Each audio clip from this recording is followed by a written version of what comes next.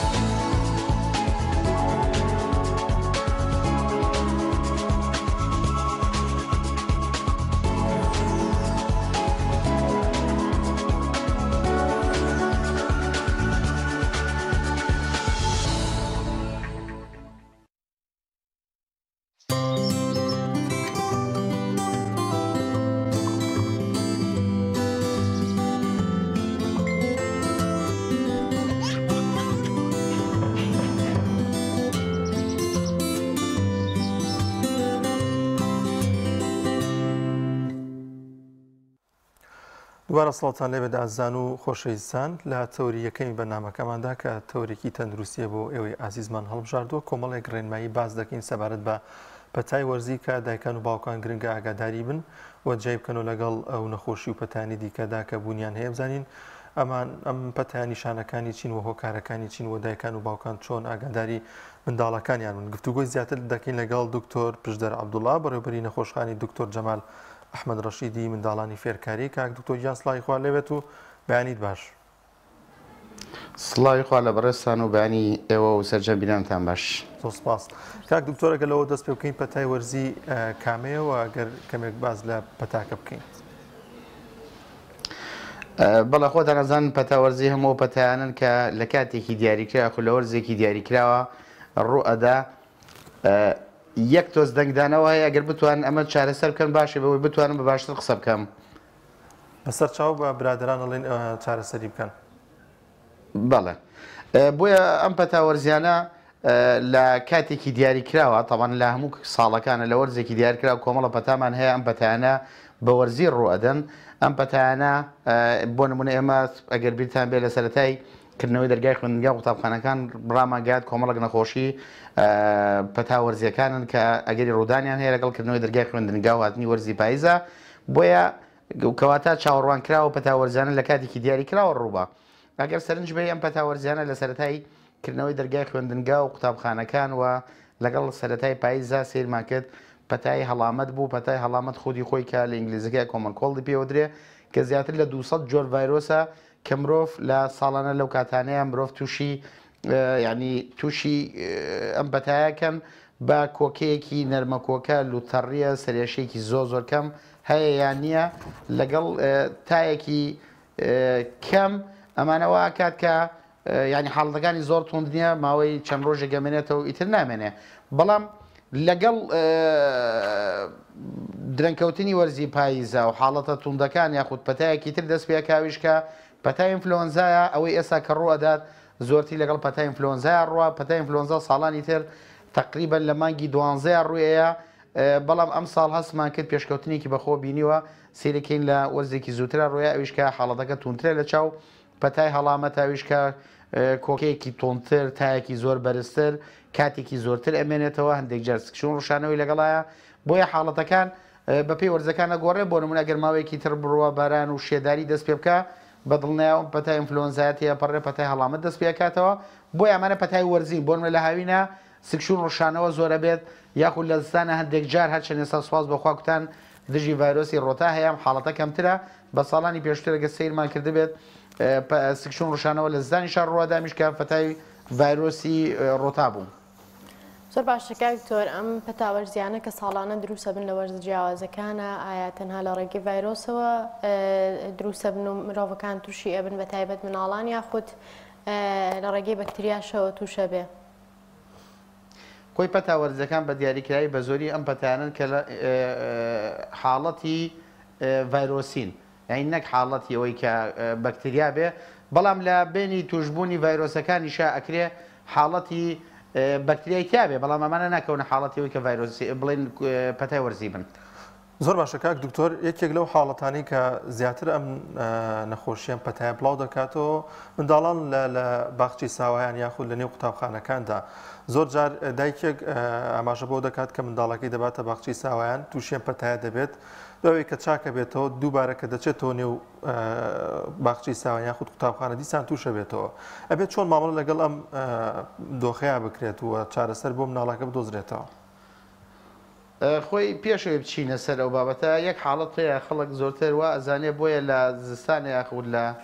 کاتی هاتنی سەرمایە ڕۆدان ڤایرۆسانە تەنها لە زستانە هەیە بیرمان نەچێ ئەم پەتای هەڵامەتە لە هەوینیشا هەیە بەڵام بۆ لە گەڵکردنەوەی دەرگای خوێندنگا و هاتنی وەرزستانە زۆرتر دەبێەوە زیاتر پەیوەندی بەوە هەیە کە هەموو ئەو ڤایرۆسانە لە حاڵەت لە شوێنی داخراوە بە ئاسانترە گوازرێتەوە خۆشتان نەزانن لە زستانە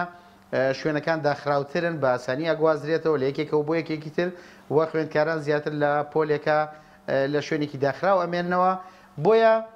لەو کاتانەیە زۆرتر دەبێت بۆ ئەچێتە خوێنکارێک زووتر تووشە بێت بۆ نمونە لەوانەیە تا ڕادەیەک حاڵەتەکە پەیوەست بێ بەوە بەڕاستی کە بۆ نمونە ئەم مناڵە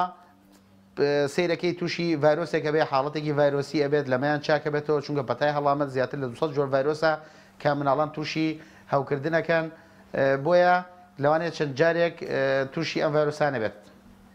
زۆر باش کاکتۆر ئەم گرنگە لە حاڵەتی زۆ زۆر قورسانە بێت تای زۆ بەرزانە بێت ڕشانەوەی زۆر نەبێت گەشتەی لەگەڵانە بێت ئەکری ئەم پەتایانە هەر لە ماڵەوە چارەسەر و بگرێت و کاتێک کە مناڵێکە تووشی پەتایەک ئەبێت بۆ نمونە لە حاڵەتێکە کە تووشی پەتایەک ئەبێت تووشی پەتایەکی ڤایرۆسی ئەبێت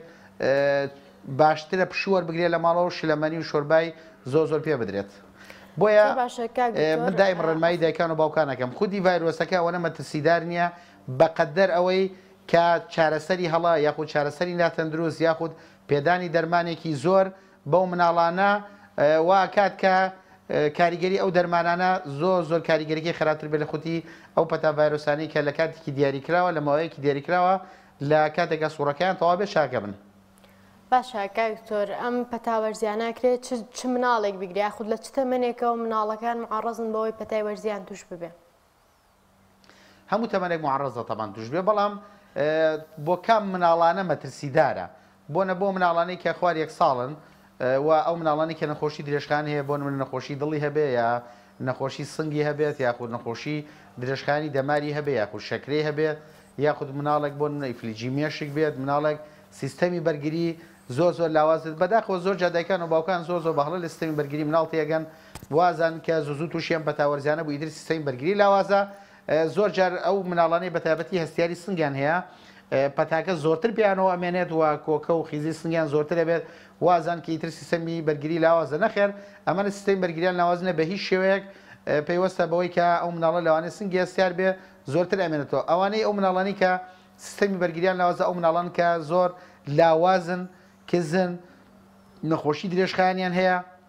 سکشون زۆرەگرن هەندێک نیشانە لە پێستیان دەرەکەوێ هەندێک نیشانە لەوانێ لە دەموچاویان دەرکەوێ یعنی ئەمانن کە سیستەم بەرگریان لاوازە و بە تەشخیص بە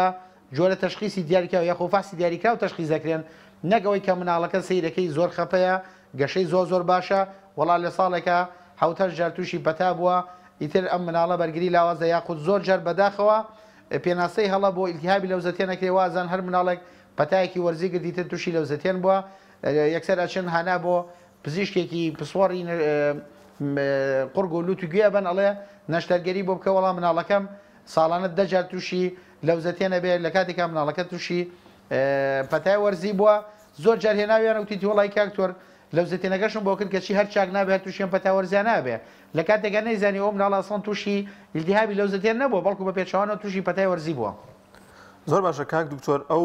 نیشانانە کامانن واتە ئەو نیشانە قورسانە کامانن کە لە منداڵێکا دەردەکەوێت کە ئیدی پێویست دەکات دایکان و باوکان ئەم منداڵیان بەرنە لای پزیشکی پسپۆری منداڵان واتە ئەگەر باز لەو بکەین زۆر جار بەشێک لە پزیشکان باز لەوە دەکەن کە لە ماڵەوە بمێنێتەوە ئەگەر پەتاکە بە سووکی بیگرێت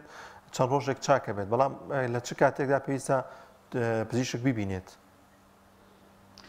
خۆی ئەوە پرسیارە جوانەکەیە ئەوە شتە گرنگەکەی ئەوەیە ئەو شتەیەکە بێت هەموو دایک و باوکێک بیزانێ بەڕاستی زۆر جار ئەڵەن بۆ لە وڵاتی ئێمە خەڵک زۆر نەخۆشی و زۆر ئەیبن بۆ خەسەخانە یاخود بۆ کلینیکە تایبەتەکان بۆ لە وڵاتانی تروانە خۆی ئەوە پرسیارەیەکە ئەبێ بەڕاستی خەڵک بە بیزانێت و وەڵامەکەی بزانێت تەمان ئەگەر تایەکی زۆر بەرزیە بۆ گە مناڵێک خوار یەک ساڵ بوتای هەبوو بۆ نمونە و مناڵێک نەخۆشی درێژخانی هەبوو سکشون ڕۆژانەوەی زۆر قوسی لەگەڵا و پیساکی خوێن لەگەڵا بوو خواردنی بۆ نەخورا هۆشی باش نەبوو شانەوەی زۆر هەبوو گەشتەی لەگەڵا بوو ئەمەوە حاڵەتانەیە کابێ بە زووی بگێنێتە نەخۆشخانە بۆی پزیشکی پسپۆری مناڵان ببینێ بەڵام ئەگەر حاڵەتەکەی سوک بوو ئەم ڤایرۆسانە هەر لە ماڵەوە بە پێدانی شلەمەنی و بە دابەزانی تاکەی بە پشوەرگرتن ئەگرێت چارەسەر و بگرێ و بە هیچ شوێک پێویست نەکات ئەسڵەن نەسەردانی کلینیک تایبە نەسەردانی نەخۆشخانە بکات. کاکتۆر ئەو دەرمانانایی کە زۆر کاتە ناو ماڵەکانمان هەیە لە سەلاجەی ماڵەکانمانە هەر یەکەمان دەرمانخانەیەکی بچووکمان هەیە جاری وا هەیە دایکان و باوکان لە کاتی توشبوونی مناڵەکانیان بە پەتایەکی وەرزی یاخود تایەکی کەم کۆکێک بەکاری ئەهێن ئەمە تا چەندێک دروستە و ئەگەر دروستە بێت چ جۆرە دەرمانێک بەکاربهێنرێ؟ خۆی لە ڕاستیە دروست نییە بەڵام ینی ڕاست نییە گەر بڵم ماڵەکەی خۆشم سەلاجێکی خۆشم دەرمانیتیانە بە ڕازگۆب لەگەڵتانە چەنە ئەمەشتە دروستەکە نییە ئەمەش بەهانە نییە بۆی کە وا لە خەڵکەین لە ماڵەوە بەردەوام دەرمانی هەبێ بەڵام گرنگە ئەکرێت کۆمەڵە دەرمانی زۆر سادە بۆ نمونە بۆ تادابەزاندن زۆر گرنگە هەبێت شڕوبێک بۆ نمونە کۆکە و لوتەڕی دەرمانێکی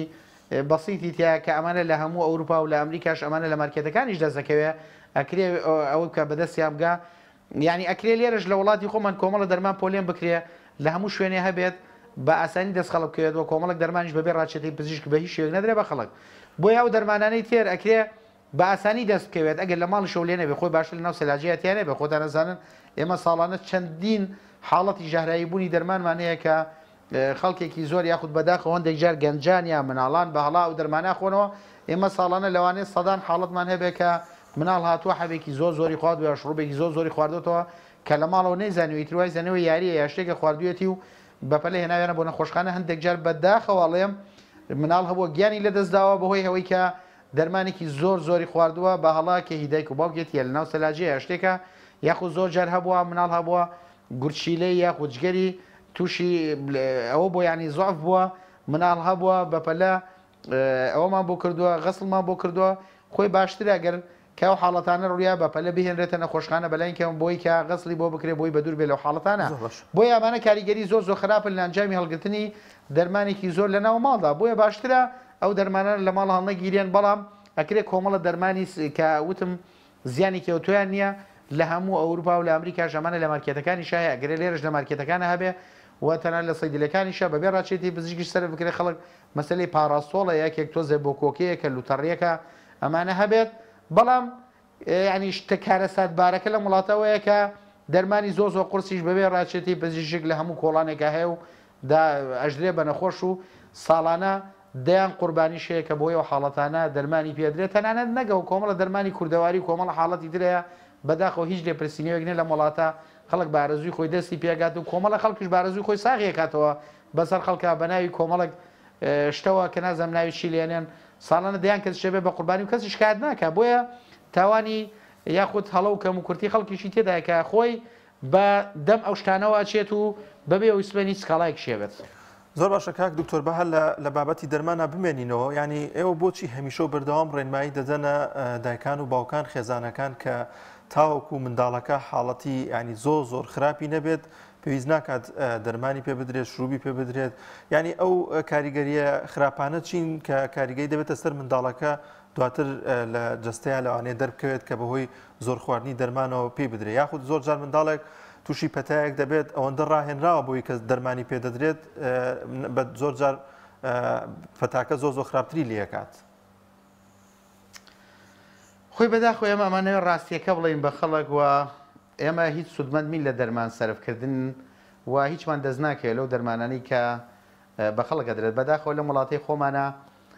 نە مەسلەی یاسا وەک پێویستە نە خەڵک پابندە بە دینەوە و نە مەسلەی ویژدان و ئەخلاق و ئەمانە کۆمەڵک شتن کە لای خەڵکی ئێمە تەنها شتێکە لەسەر زمانە بۆیە سیرەکەی کۆمەڵە خەڵک کە سودمەند من لەوەی دەرمانە فرۆشن ئیتر گوێ بە هیچ شتێک نادەن لەبەری لە پرسیینەوە ژنیە خۆتان نزانن ئیترابانە دەرمان ساغەکەنەوە ئێمە بەردەوام باسیەوە کەین دەسەڵات هیچمانێت تەنهاوەی کە خەڵک وشار بکەینەوە کام دەرمانانە بەکار نێنن چونکە ئەم دەرمانانە کاریگەری زۆر خراپیان لەسەر تەندروستی خەڵکەیە تۆ هەر دەرمانێکە خۆی ئەبێ ڕێخۆڵەکانێ وەریگرێت تەقبولی کا بچێتە گورچیلە و جگەرەوە و ئیتر کاریگەری لەسەر شانە باوەڕە بێ هەر دەرمانێکە خۆی کاریگەری چەندین ساڵەمێنێتەوە خەڵک وازانێ چەند کاتژمێرێکە چەندین خەڵکمان هەیە بەهۆی دەرمانەوە گیانی لەدەستداوە ینی ژیانی کەوتۆتە مەترسیەوە ئەندامی لەدەستداوە اینجا بیرمان نەچێ ئەم بەکارێنانی ئەم دەرمانە دژە بەکتریانە کە خەڵک وەک نوقڵی خوات ئیتر وای کردووە چەندین بەکتریای زۆر قرس دروست بێ کە حساب بۆ هیچ دەرمانێک نەکە بۆیە ئەمە حاڵەتەکانن چەندین جار ئێمە زەرعمان نردووە سیرەکەین مناڵێک تەمەنێکی زۆر بچووکی هەیە کە چی ئەڵێ بەکتریای هەیە جوابی هیچ دەرمانێک ناداتەوە لە ئەنجامیەوەی کە مناڵە هەر لەسەرتاوە لەدایک بووە بۆیە ئەڵەم لەم وڵاتەدا بەداخەوە نەدین نەیاسا نەویژدان هیچێک کار ناکات واوەی کە هەیە جگە لە فەوزایەکی شتێکی تر نییە هەر کەسێک یەکێ بە ناوی عیلمەوە یەکێ بە ناوی دینەوە یەکێ بە ناوی شتی درەوە هەرێکە و خەریکی قۆڵبڕینی ئەوەی ترە و ساکردنەوەی دەرمان یا مختەبار یاخود ئەنواع و ئەشکال شت دەکرێت کامە کە کارەساتە گەورەکەی کە ئێستا تیایی نەک ئەوەی بڵین ڕۆ ئەدات ئێستا لە کارەساتەکەیان بەڵام بەداخەوە لەبەرەوەی خەڵکی ئێمە لە بەرژەوەندێکی زۆر تەسکە بیرەکاتەوە تەنها بیری لای گیرفانپڕکردنی خۆیەتی کەس ناوێت خەڵک هۆشیار بێت هاوڵاتیان هۆشیار بن و ناشیانەوێت کارەساتەکەی کەتیایەژین بۆ خەڵک ڕوون بێتەوە بۆیە بەردەوام لەو کارەساتەیەین ئەگینان پێم وایە لە هیچ وڵاتێکی دنیا بەو شێوازە بەو بەڕڵایە با بڵێین شتیوانە دەرمان دەست هەموو کەسکەوێ و بارزی خۆی سەرف بکرێ و بەبێ هیچ لێپرسینەوەیەک وە خەڵکیش خۆی تاوانبارە سەرەکیەکەیە لەو بابەتە. زۆر باشە کاک دکتۆر بیکەین بەوەی کە هەندێک هەن ئەوابێ ینی شتەکە لەوانێ عام نەبێت کەسانی زۆر باشیشمان هەیە و ویژدان کەسانی بە ویژدانیشمان هەیە بەڵام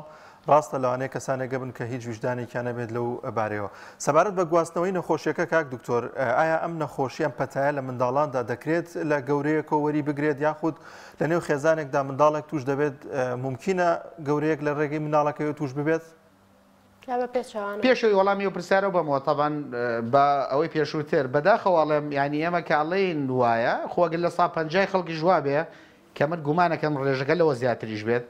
بەڵام ئێمە بێ بۆی خەڵک قسەمان لەسەر نەگات تاوان ئاتن من ئەزانم ێوەش کەناڵێکی ڕاگەاندن لەوانەیە خۆتان پارێزن لە زمانی خەڵک بەڵام بەشێکی زۆری وایە بەداخەواڵێم ئیتر ئەمە ڕاستیەکەی ینی خۆ پاراستن لایەوێ چونکە بێت دەست بخێنە سەر بینەکان و خەڵک بگرێنین بۆی ڕاستەکە بزانن بۆیە ئێستاش خۆتان نەزان بەردەوام ئەم کارەساتی غاستەقینەوە و کۆمەڵەشی زۆر ڕۆدا هەر بابەتی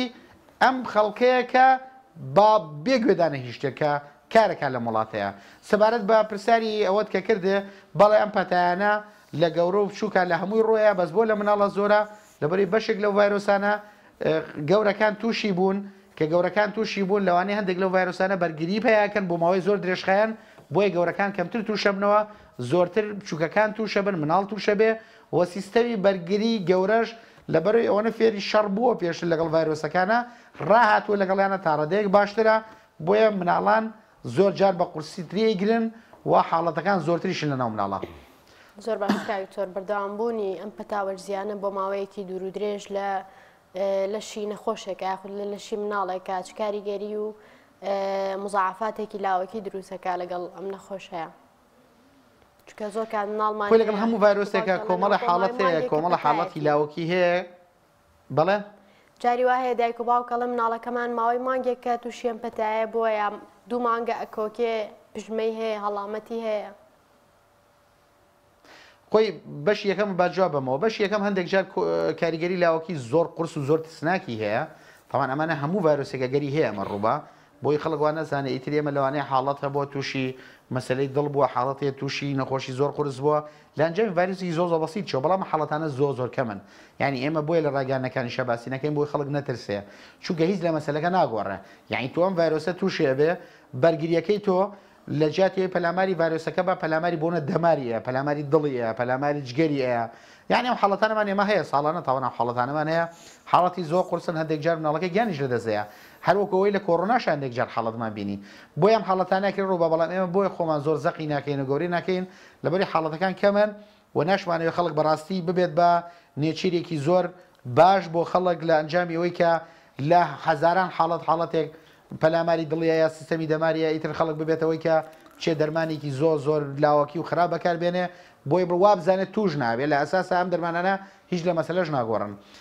سەبارەت بۆی کە بۆ لە هەندێک مناڵە زۆرتر ئەخەیانەیە ئەمە دوو حاڵەتە یەکێکیان ئەو مناڵانی کە هەستیاری سنگیان هەیە ئەمانە زۆر جار درەنگ لە پەتا چاگەبنەوە ینی بۆ نەگە مناڵێکی ئاسایی لە 3-4 ڕۆژە چاک بێتەوە ئەم 2 هەفتە 3 هەفتە خەیانەیە بە وشکە کۆکەی زۆر بەتایبەتی ئەنفلۆنزایە وشکە کۆکەی زۆر و ئیزعاج و ناڕەحەتکەری لەگەڵایە زۆر جار زۆر درێژە خەیانەیە تا لەمە چاکە بێت تۆ سەرگی ڤایرۆسێکی تر دەست پێکە و دووەمیشان حاڵەت ئێمەوەی کە باسمان گوتمان پەتای هەڵامەت ئینفلۆنزاش چەند جۆرێکیە خۆ یەک جۆر نییە بۆی ئەم پەتای هەڵامەتە زیاتر لە 200 جۆر ڤایرۆسە سێرێکی ئەم ڤایرۆسە توش بووە ماوەی 2 هەفتەی پێناچێ هەفتەیەک پێناچێ ڤایرۆسێکی توشەکە دایکێکەوە ئازانێ ئەمە هەر بەردەوامی حاڵەتەکەی یەکەمە وازانێ ئیتر درێژکراوی ئەوەیە نەخێر ئەمە لەوانێ ڤایرۆسی تر بێ بۆیە یاوە تا خۆی درێژکراوی ئەوەی یەکەم و حاڵەتی هەستیاری سنگی هەیە یاوە تا ڤایرۆسێکی ترە و لەو ماوەیە ڤایرۆسەکان زۆر لەوانێت تووشی حاڵەتی ڤایرۆستری کردبێ بە تایبەتی لە ماوەی ئەم 1-2 ساڵەیە زۆر هەستی پێکرێ کە حاڵەتەکان زۆر زیاترن لە چاو ساڵان ئەویش زیاتر بۆ ئەگەڕێتەوە ئێمە 2 ساڵ پشودارمان بۆ ڤایرۆسەکان هەبوو لە حاڵەتی کۆڕۆنا تا ڕادەیە کەرەنتینەیەکە بوو خەڵک کەمتر تووشی ڤایرۆسەکان هەبوو بۆ ئەم پێما تاویزێکە بۆ ئەم ساڵان ئەم 2 ساڵە زۆر باش کاکتۆر کەواتە پێویستمان بەوەی ڕێگاکانی خۆپاراستنمان پێ بڵێ بەوەی کە نەخۆمان و نە مناڵەکانیشمان لە ماڵەکانە تووشی پەتای وەرزی نەبن و بە درێژایی زستان و پاییز تەندروستیان پارێزراوە بن. خۆی ڕاستگۆ بم لەگەڵ تا خۆپاراستن زۆر قورسە لەم ڤایرۆسانە و من تەنها ئەڵەم ئەم مناڵانەی کە نەخۆشی درێژخایانیان هەیە و مناڵی خوار 1 ساڵ و خەڵکی بەتەمەن لەسەری 65 ساڵە باشترە خۆیان بپارێزن چونکە لەسەر ئەمانە لێکەوتەی زۆر خراپی ئەبێ ئەگینا پێم وایە ئێمە مادام کوتان نییە بۆ ڤایرۆسانە چەند بۆ ئینفلۆنزا هەیە بەس بەداخەوە بۆ وڵاتی خۆمان جورعەیەکی زۆر کەم ئەنێرێ لە بەغاوە بۆیە خەڵکێکی کەم زۆر کەمیش خۆی کوتێ لە وڵاتانە زۆر جار لە مارکێتەکانە هەیە خەڵک خۆی لە سەرەتای مانگی نوێ خۆی کوتێ بۆیە حاڵەتی ئینفلۆنزا کەمترە بۆیە گەر هیوادارین حکوومەتی عراقیش و حکوومەتی یاریمی کوردستانیش بیر لەو بکاتەوە کە هەر لە مارکێتەکانە بەردەست بێ خەڵک بۆی بۆ خۆی بتوانێت بیکڕێ یعنی لە وڵاتان بە چەند دۆلارێکە 1-2 جار خۆی کوتێ ئیتر ئەم ساڵە بە دوورە بێ لە بەتاتی حاڵەتی ئەوەی کە ئێستا هەیە بە قورسی ئینفلۆنزایە بە دوورە بێ لەو ئینفلۆنزایە بۆیە هیواداری کوتان هەبێ بۆ ئینفلۆنزاکە بۆ بەتا ڤایرۆسەکانی تریش تەناو حاڵەتانەی کە باسم کرد خۆیان بپارێزن ئەگینا خەڵکی تر هەرچێنە بمانە خۆمان بپارێزن بە دڵنیاوە پارێزراو نابین. زۆر باشە کاک دکتۆر ممکنە ئەم پەتایە بێتە هۆی قەسابات و هەوکردن یاخود دوای ئەوەی کە منداڵێک تووشی ئەم پەتایە دەبێت ئایا دەبێت هۆی کە نەخۆشیێکی دیکەی بۆ زیاد بێ بۆی ئەم پەتایەوە؟ بەڵێ طبعاً ئێمە هەموو پەتا ڤایرۆسانە ڕاستە زۆر بە بەسیتی سریانەکەین بەڵام حاڵەتی قورسی زۆر قورسیشان هەیە یعنی ئێمە بیرمانە چێوی کە باسم کە هەندێک لێکەوتە هەیە چونکە لە ئەنجامی بەرگری لەشە جاری وایە ڤایرۆسەکە لی تێگەچێت ئەو بەرگریە بەڵام بەرگریەکە لی تێگەچێت ئایا پەلاماری ڤایرۆسەکە بە یاگوتەن جا پەلاماری هەنێ ئەندامی ترێدا بۆیە هەنێ حاڵەتمان هەیە کە ئەمە لێکەوتەی خراپە حاڵەتێکی ترمان هەیە پێوترە سەکەندەری بەکترال ئینفێکشن مناڵەکە تووشی ئیلتیابی ڤایرۆس بۆ وەڵام سەیرەکەی لە ناکاو حاڵەتەکەی لێ گۆڕێ لێ قورسەکە تاکەی بەرزەکە چی بووە لەو کاتێک کە مناڵەکە تووشیان ڤایرۆسە بووە سیستەمی بەرگری دابەزیوە یاخود تۆ زێلاواز بوو وەک پێویست خواردنی نەخواردووە بەکتریاکان لەو کاتە فرسەت ئەهێنن پەلاماریان تووشی هەوکردنی بەکتریاکەن بۆیە یعنی زۆر ئاساییە گەر مناڵێک بۆ ئەمڕۆ سەردانی ئێمە بکە پێی بڵێن ڤایرۆسیە جگە لە کۆمەڵک شڕوب بکە نیشانەکانی کەم کاتەوە ئاساییە بەڵام دوای 4-5 ڕۆژ سەردانمان کات ئەڵێن وەڵی کردووی بە بەکتریا ئەبێت دژە بەکتریا بخۆی بۆیە ئەم حاڵەتە شێ بەڵام ئەمانە کەمن بۆیە ئەمە نەبێتە بە بەهانە بۆ هەموو خەڵک دژە بەکتریا بەکاربێنێ بۆیە ئەکرێ ئەم شتەیە ئەکرێ بۆ نمونە ئەم ڤایرۆسانە هەروە کە پێشم بوتن یعنی نەخۆشی درێژخانێ بێ و مناڵە کاریگەری زۆر خراپ لێکەوتەی زۆر خراپیە بێت و لە ئەنجامی ئەو هەوکردنی ڤایرۆسانە حاڵەتەکەی زۆر لێ قورستر بێت مەترسی لە سەرژانیشی دروستکات. زۆر باشە کاک دکتۆر گرنگترین ڕێنمایی لە کۆتاییدا بدینە دایکان و باوکان بۆی کە منداڵەکانیان ئیدی بچووکترین کۆکەیەکی نەبوو خێرا بێنێتە نەخۆشخانەوە خۆشت باشتر دەزانی کە دۆخی نەخۆشخانە چۆنەوە لەوانەیە منداڵان زیاتر بەهۆی ئەو قەرباڵخیەوە کە بوونی هەیە تووشی پەتای دیکە تووشی نەخۆشی دیکە ببن. گرنگترین شت چییە کە لە ماڵەکاندا ئەنجام بدرێت و ئەوەی کە دووبارەی کەینەوە بۆی دایکان و باوکان ئاگادار بن و ڕێنمایەکان چین چۆن منداڵەکانیان پارێزن هەر لە هێنانە دەرەوەیان لە نێو ماڵداوە ئەو کاتانەشی کە بۆن بوونە لەم وەرزەدا منداڵەکەی لەوانەیە بیشوات و بێنێتە دەرەوە تۆزێک جێی ئەو ژوورە سارد بێت هەموو ئەمانە بۆ خۆی لەوانەیە کاریگەریەکیان هەبێت ئەنی ئەگەر کۆمەڵێک ڕێنمای بینە دایکان و باوکان بەتایبەت دایکان کە لە نێو ماڵدان خۆی ئەمێ پێیان بڵێم یەکەم شێت مناڵ ڤایرۆس بوونی نەبێ تووشیان پەتا وەرزیانە نابێ ئەگەر بچێتە ناو سەواڵیشانی بێ خەڵک ئاگاداریەوە بێەوە یەک دووەمیان ئەمانە ڤایرۆسن کاتێکی دیاریکرا و سوڕێکی دیاریکرا و خۆیان تەواو بن و تەواو بن سێمیان ئێمە هەزار جۆر ڤایرۆسمان هەیە بەردەوام لە چوار دەورمان هاتچووە کات و تووشمانەکات زۆر ئاسایی هەندێک ڤایرۆسەکان بۆ ماوەیەکی کورت بەرگری دروستەکەین هەندێکیان ماوەی درێژخایەن و هەندێکیان کوتانیان هەیە بۆیە ئەکرێ بەردەوام تووشی مناڵ تا 10 جاریش لە ساڵێکا تووشیان پەتا وەرزیانە بێ بەبێ ئەوەی دەرمانێکی دیاریکرا بە تابەتی جەبەکترێ پێویست بێ سێمیان مناڵ ئەگەر تای کەم بوو ئەگەر خواردنی بۆ خوڕا ئەگەر میزکردنی باش بوو ئەگەر هۆشی باش بوو گەشتکەی نەبوو مناڵی سەروی 1 ساڵ بوو نەخۆشی درێژخایەن نەبوو تکایە هەر لە ماڵەوە پێدانی شلەمەنی بە پشوەرگرتن بە دابەزاندنی تاکەی ئەکرێت چارەسەر و بگرێ بێەوەی پێویستی بە نەخۆشخانە پێویستی بە دەرمانێکی زۆر بێ تکایە مناڵ بە بۆن ناکەوێت ئەمە پەتایەکی ڤایرۆسی ئینفلۆنزایە خۆی زۆر درەنگ چاکە بێتەوە هیچ ڕەبتی بە بۆنکەوتنەوە نییە ئیتر بە بۆنکەوتن تەنها لە ناو میلەتە هەرە دواکەوتەکانە هەیە کە میلەتی ئێمە باوەڕی بە بۆنکەوتن و ناوکەوتن هەیە کەواتە خۆی ئەمە پێناسەیە بۆی کە لە میلەتە هەرە دواکەوتەکانین بۆیە تکایە خۆتان بە دوور بگرن ئەمە ئینفلۆنزایە مناڵەکەی من ئەم ساڵ زیاتر لە مانگێکە بەردەوام پەتیان تووشە بێ و چاگە بنەوە و بەبێەوە هیچی جوەر بگرن بۆ مناڵی من چاکە بێتەوە بۆ مناڵی تۆ چاک نابێتەوە تکایە بە دووری بگرە لە دەرمانی ناپێویست ئەگەر ئەم نیشانانەی هەبوو بە زووی بیهێنە تەنها پزیشکی پسپۆڕی مناڵەکەت چارەسەرکە تکایە تۆ مناڵ بەندەی تۆ نییە بەندەی خوایە ئەمانەتە لای تۆ بۆیە ئەبێ بە جوانترین شێوە چارەسەریکەی پەروەردەیکەی مناڵ بەندەی تۆ نییە بتەوێت چی بتەوێت پێی بدەیت بەندەی تۆ نییە بیخەیتە مەترسیەوە بەندەی تۆ نییە ئیتر خەول لێ تێک با بڵێ وەڵام من ئەچم دەرمانێکی زۆر زۆری پێدەم تکایە مناڵەکانتان بە دوور بگرن لە دەرمانی زۆر و ناپێویست چونکە کاریگەری هەزار بەرابەر زیاترە خراپترە لە خودی ڤایرۆسەکە. زۆر سپاس بۆ دکتۆر پشدەر عەبدوڵڵا بەڕێوەبەری نەخۆشخانەی دکتۆر جەمال ئەحمەدی منداڵانی فێرکاری زۆر سپاس دەکەین ماندوومان کردی کاک دکتۆر یان سپاس بۆ ئەوەی کە ئەم دەرفەتت بێمە بەخشی. دەستەکانە خۆش بکاکتۆر بەڵێ عزیزان لە هەولێر بە بۆنەی ڕۆژی جیهانی مافەکانی مناڵانەوە چالاکێک بەڕێوە چووە هاوکارانمان ڤیتیکیان ئامادە کردو بینەرەبین.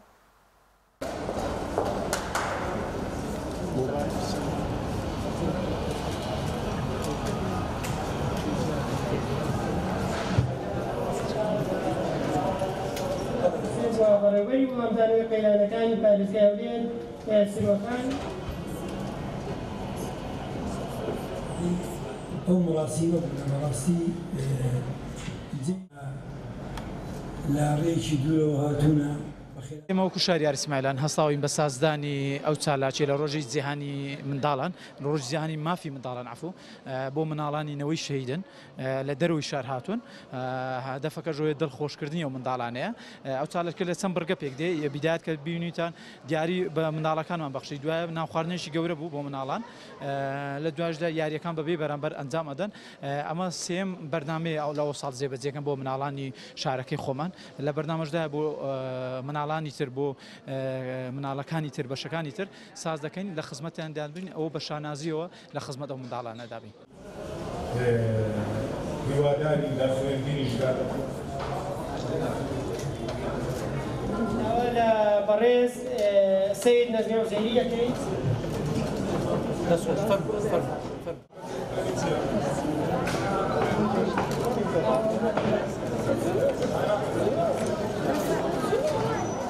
هەدیەمان پێداون دیاری ئۆشتانە لۆمان ناخوتن ینی باس هەندێک شتیان دەکرد لە یاری سلیمان سپاس بۆ سمایلان دیاریشمان پێداون بۆ خواردنیش لێرە دەبین بۆ خەڵکی خڕۆ دیۆری دۆنامە جام زۆر کەف خۆشین کو هاتینێرم ئەو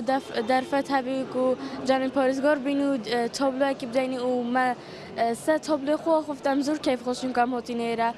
و ئەم بە هەندێک هاتینێرەدا ڕۆژە جیهانی و منداڵە بکەین ئەم زۆر کەف خۆشین دەک و ئەو و فەردامەم بینێرە ئەم قڕڤشتی جوان بینین و شیوە لێرە بخۆینەوەی و ئەم زۆر کەف خۆشین و ئەو سپۆنسەرە کرێ زۆر سپاسی شلوێت کەین و ئەم میوانیەکە هۆ جوان ماکرەی ئەم دەست خۆشەکە زۆر لە پارێزگا هەولێرە و سمایلان دەشت کەین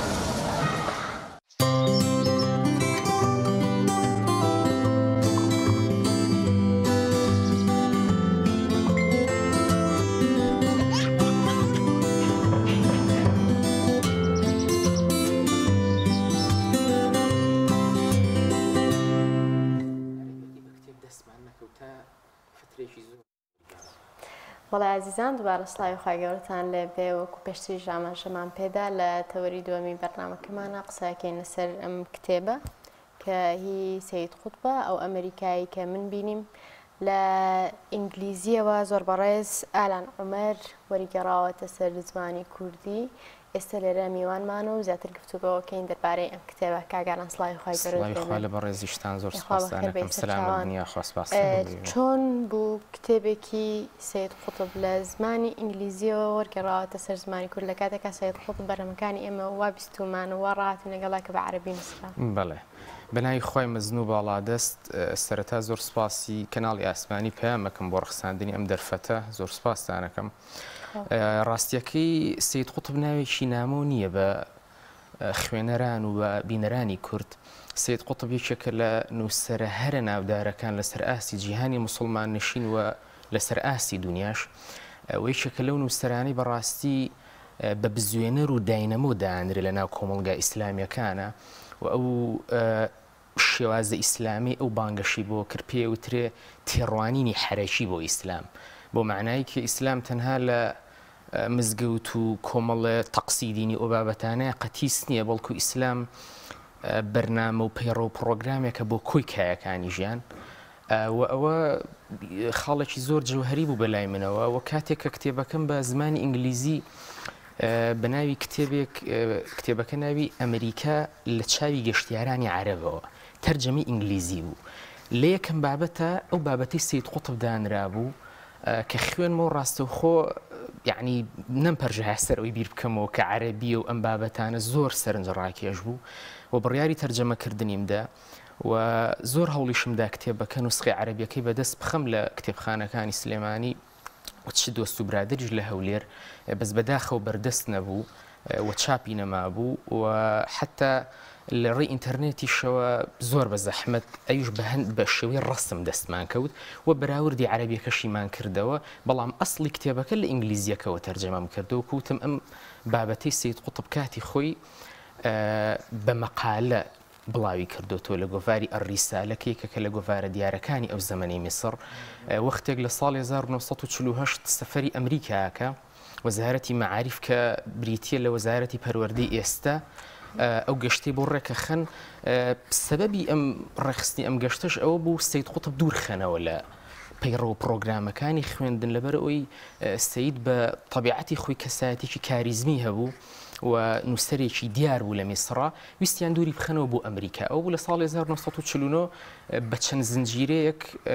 بە کۆمەڵی وتار لە گۆڤاری ئەڕیسالە و تەجروبانی خۆی لە ئەمریکا باسەکە و دکتۆر سەلاح عەبدولفەتاح ئەلخالیدی کە یەکێکە لە پسپۆڕەکان لەسەر ژیان و بیری سەید قوتب کتێبێکی نووسیوە بە ناوی ئەمریکا بمنظار سەید قوتب و لە ئەو کتێبەیە ئەو زنجیرانی گۆڤاری ئەڕیسالەشی بڵاو کردوتەوە و هەندێک بابەتی تێدا بوو کە پەیوەست ببوو زەمەنی میسڕەوە لە بابەتی جیهانی عەرەبی و عروبە و فەزای ئەو کاتی میسڕ و هیچ گرنگێکیان بۆ ئێستا نەبوو ئەو بابەتانم لێ دەرهێنا و ئەوەی کە سەرنجڕاکێش بوو پەیوەست بوو بە ئەمریکا و شارستانەتی ئەمریکا و من ئەوانم لێ دەرهێنا و تەرجەمەم کردووە. زۆر باشە سەید قوتب خۆی گەورەی خۆش بێت زۆر فکری ڕۆژئاوای خوێندوتەوە ینی زۆر لێکۆڵینەوەی لەسەر کردووە زۆر جار ئەمە وای لێ کردووە دوودڵی بۆ دروست بێت لە بیرروڕاکانی لە بیری ئیسلامیدا تۆ لەم کتێبەدا ئاماژت پێ کردووە بۆی کە بیر و بۆچوونەکانی چۆن بوو یاخود بۆچی ئەم دوودڵی بۆ دروست بووە لەگەڵ بیرکردنەوەکان لەگەڵ ڕۆژاوادا پرسیارێکی زۆر بەجێیە سەید قوتب قۆناغی ژیانی دوو قۆناغە یەکەم قۆناغی ئەدەبی پێ ئەوترێ بە شێوەیەکی گشتی ژیناگە وردی کێنەوە ورترە بەڵام بەڵێ قۆناغە ئەدەبیەکەی سەرەتایە تا ساڵی 1948 بە دیاریکراوی و قۆناغی دواتر قۆناغی فکری ئیسلامی و ئەوەیە ئەبێ بە ئەندامی ئیخوان والموسلیمین یاخود برایانی مسلمان قۆناغە ئەدەبیەکەی بەڕاستی قۆناغێکی زۆر بەپێزە کەم کەس ئەم زانیاری لەسەر سەید قوتب هەیە بەداخەوە سەید قوتب 13 کتێبی لە مەیدانی ئەدەبیان نووسیوە بەڕەخنی ئەدەبیەوە بە دیوانی شیعرەوە بە نووسینی ڕۆمان و چیرۆکەوە و ڕۆمان و چیرۆکەکانیش لە ئاستیەکانین هەر بڵێن ئاستێکی سادە و کاڵ و کرژ بێ بەڵکو ئاستێکی یەکجار باڵایان هەیە بەداخەوە تا ئەستەیچێکیان بە زمانێکی بەرزیوە کە ناڵین هاوشێوی خۆی بە بەڵام کەمێک لە خوار خۆی شێوە بێت تەرجەمەی کوردی نەکراوە و بالفعل کاتێک کە سەردانی ئەمریکاکە لەو قۆناغی دوودڵی کە بەڕێزت باسیەکەی لەوە تقریبا دەرچووە ئەو قۆناغە دوودڵی کە سەید قوتب پیای تێپەڕ بووە 15 ساڵی خایاندووە ماوەی 15 ساڵی پێچووە لەو کاتەوە دەست پێکا کە لە گوندەکەی خۆیانەوە ئەچێ بەرەو قاهیرە لە قاهیرە وەختێک داخڵی زانکۆ و کۆلێژی دارالعلوم و ئەوانە ئەبێ کۆلێژی ئاداب ببورن لەوێ خوێندنەوەیەکی یەکجار چڕوپڕ بۆ بیر و فەلسفەی ڕۆژئاواکە و ئەو بیر و فەلسفانە بە شێوەیەکی یەکجار بەقووەت هەزم ئەکا و ئەمەش ئەبێتە سەبەبی ئەوەی کە کۆمەڵێک گومان و دوودڵی و ئەوانەی لە هەمبەر بیرە ئاینیەکانی پێشووە کە لە لای دروست بوو ئەو گومانانی لەلا دروست بێ و ئەم فترە زەمەنیش ئەم 15 ساڵە هەمووی لە یەک ئاستانە بووە بە چەند ئاستێکی جیاواز بووە جار هەبووە بەرز بووە جار هەبووە نزم بووە وەکو ئەم شایەتیانە ئەبوو حەسەنی نەدەوی لە چاوپێکەوتنێکە لەگەڵ سەید قوتب باسیەکە و حتا لە دیوانی شعرەکەشیە هەندێک چامی شعری هەند بێزاریکی زۆریان پێوە دیارە یعنی بێزاریەکە بە شێوازێکە لە ئینسانێکە چێکە لە نێوان دوو بەرداشە هاڕدرابێ هەم ینی بەرداشی دینیەکە هەم بەرداشی بیر و فەلسفە ڕۆژئاواییەکان و ئەوەیە دوجار بەوە کۆتایی پێدێ کە سەید قوتب لێکۆڵینەوەی ئەدەبی لە قورئانەکە چەند لێکۆڵینەوەیکی بە پێزی ئەدەبی لە قورئانەکە بە دوو کتێب مەشاهد القیامة في القرآن و التصوير الفني في القرآن کە دوو لێکۆڵینەوەی یەکجار ئاست بەرزن و بۆ ئەو زەمەنە بە دوو شاکاری ئەدەبی قورئانی ناسیێنراوە یعنی ئەتوانم بڵێم یەکەم جارە قورئان لێکۆڵینەوەیەکی ئەدەبی لەسەر بنووسرێ و ئەو کاتی کە بەر لەوەی گەشتەکە بکا بۆ ئەمریکا لە گۆڤارەکانی ئەو زەمانەیە دەستەکە بە نووسینی کۆمەڵی وتار بە ڕۆحێتێکی ئیسلامیانەوە یعنی بەر لە گەشتەکەی تەواو گەشتە ئەو قەناعەتی کە ئیسلام چارەسەرە ئیسلام ئەو فکرەیە ئەو بەرنامەیە کە نەک تەنها کۆمەڵگەی موسڵمان و کۆمەڵگەی عەرەبی بەڵکو تەواوی مرۆڤایەتی پێویستی پێیەتی و ئەوەش بوو بە سەبەبی ئەوەی کە کتێبێکی گەورە بنووسێ بە ناوی العدالة الاجتماعية في الإسلام تا عدالەتی کۆمەڵایەتی لە ئیسلامە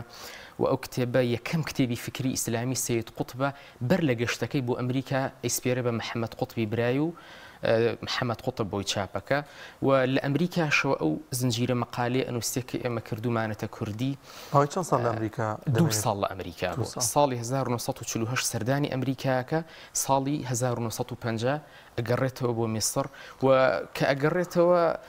تر بە تەواوەتی وەکۆڵێ ڕۆحەتی ڕۆژئاوای ناسیوە ئاشنا بۆ بە ئەو شارستانیەتی کە تەنها گرنگی بە مادە و گرنگی بە هاوچەشە حسابیەکانە ئەو دوودڵی هەر ئەوە بوو مەیلی هەبوو بۆ ڕۆژئاوایان چی بوو؟ نا دوودڵیەکە زیاتر فکری بووە بۆ معنای کە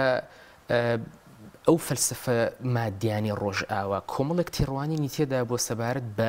ئاین بەگشتی نەک ئیسلام ئاین یعنی ئاینە زەمینیەکان و ئاینە ئاسمانەکانیش بە شێوەیەکی گشتی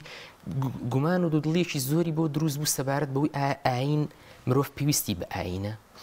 ئاین جۆرێکە لە خورافەیان جۆرێکە لە حەقیقەت و ڕنگدانەوەی ئاسمان لەو ئاستەیە بوو نەک لەو ئاستی کە تەنها پەیوەست بێ بە ئیسلامەوە و ئەبوو حەسەنی نەدەویڵێ وەختی مقابلەم لەگەڵا کرد خۆی کە باسیە کرد بۆم ئەیوت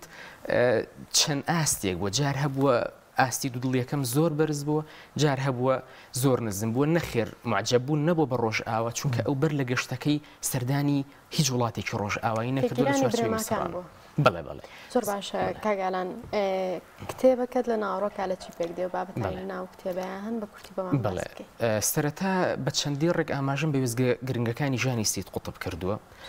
هەر لە دایکبوونیەوە لە گوندی موشای شاری ئەسیوط هەتاوەکو لە سێدارەدانی لەلایەن ڕژێمی ئەو کاتی میسرەوە بە سەرۆکایەتی جەمال عەبدولناسر و پێشەکێکی شم بۆ نووسیوە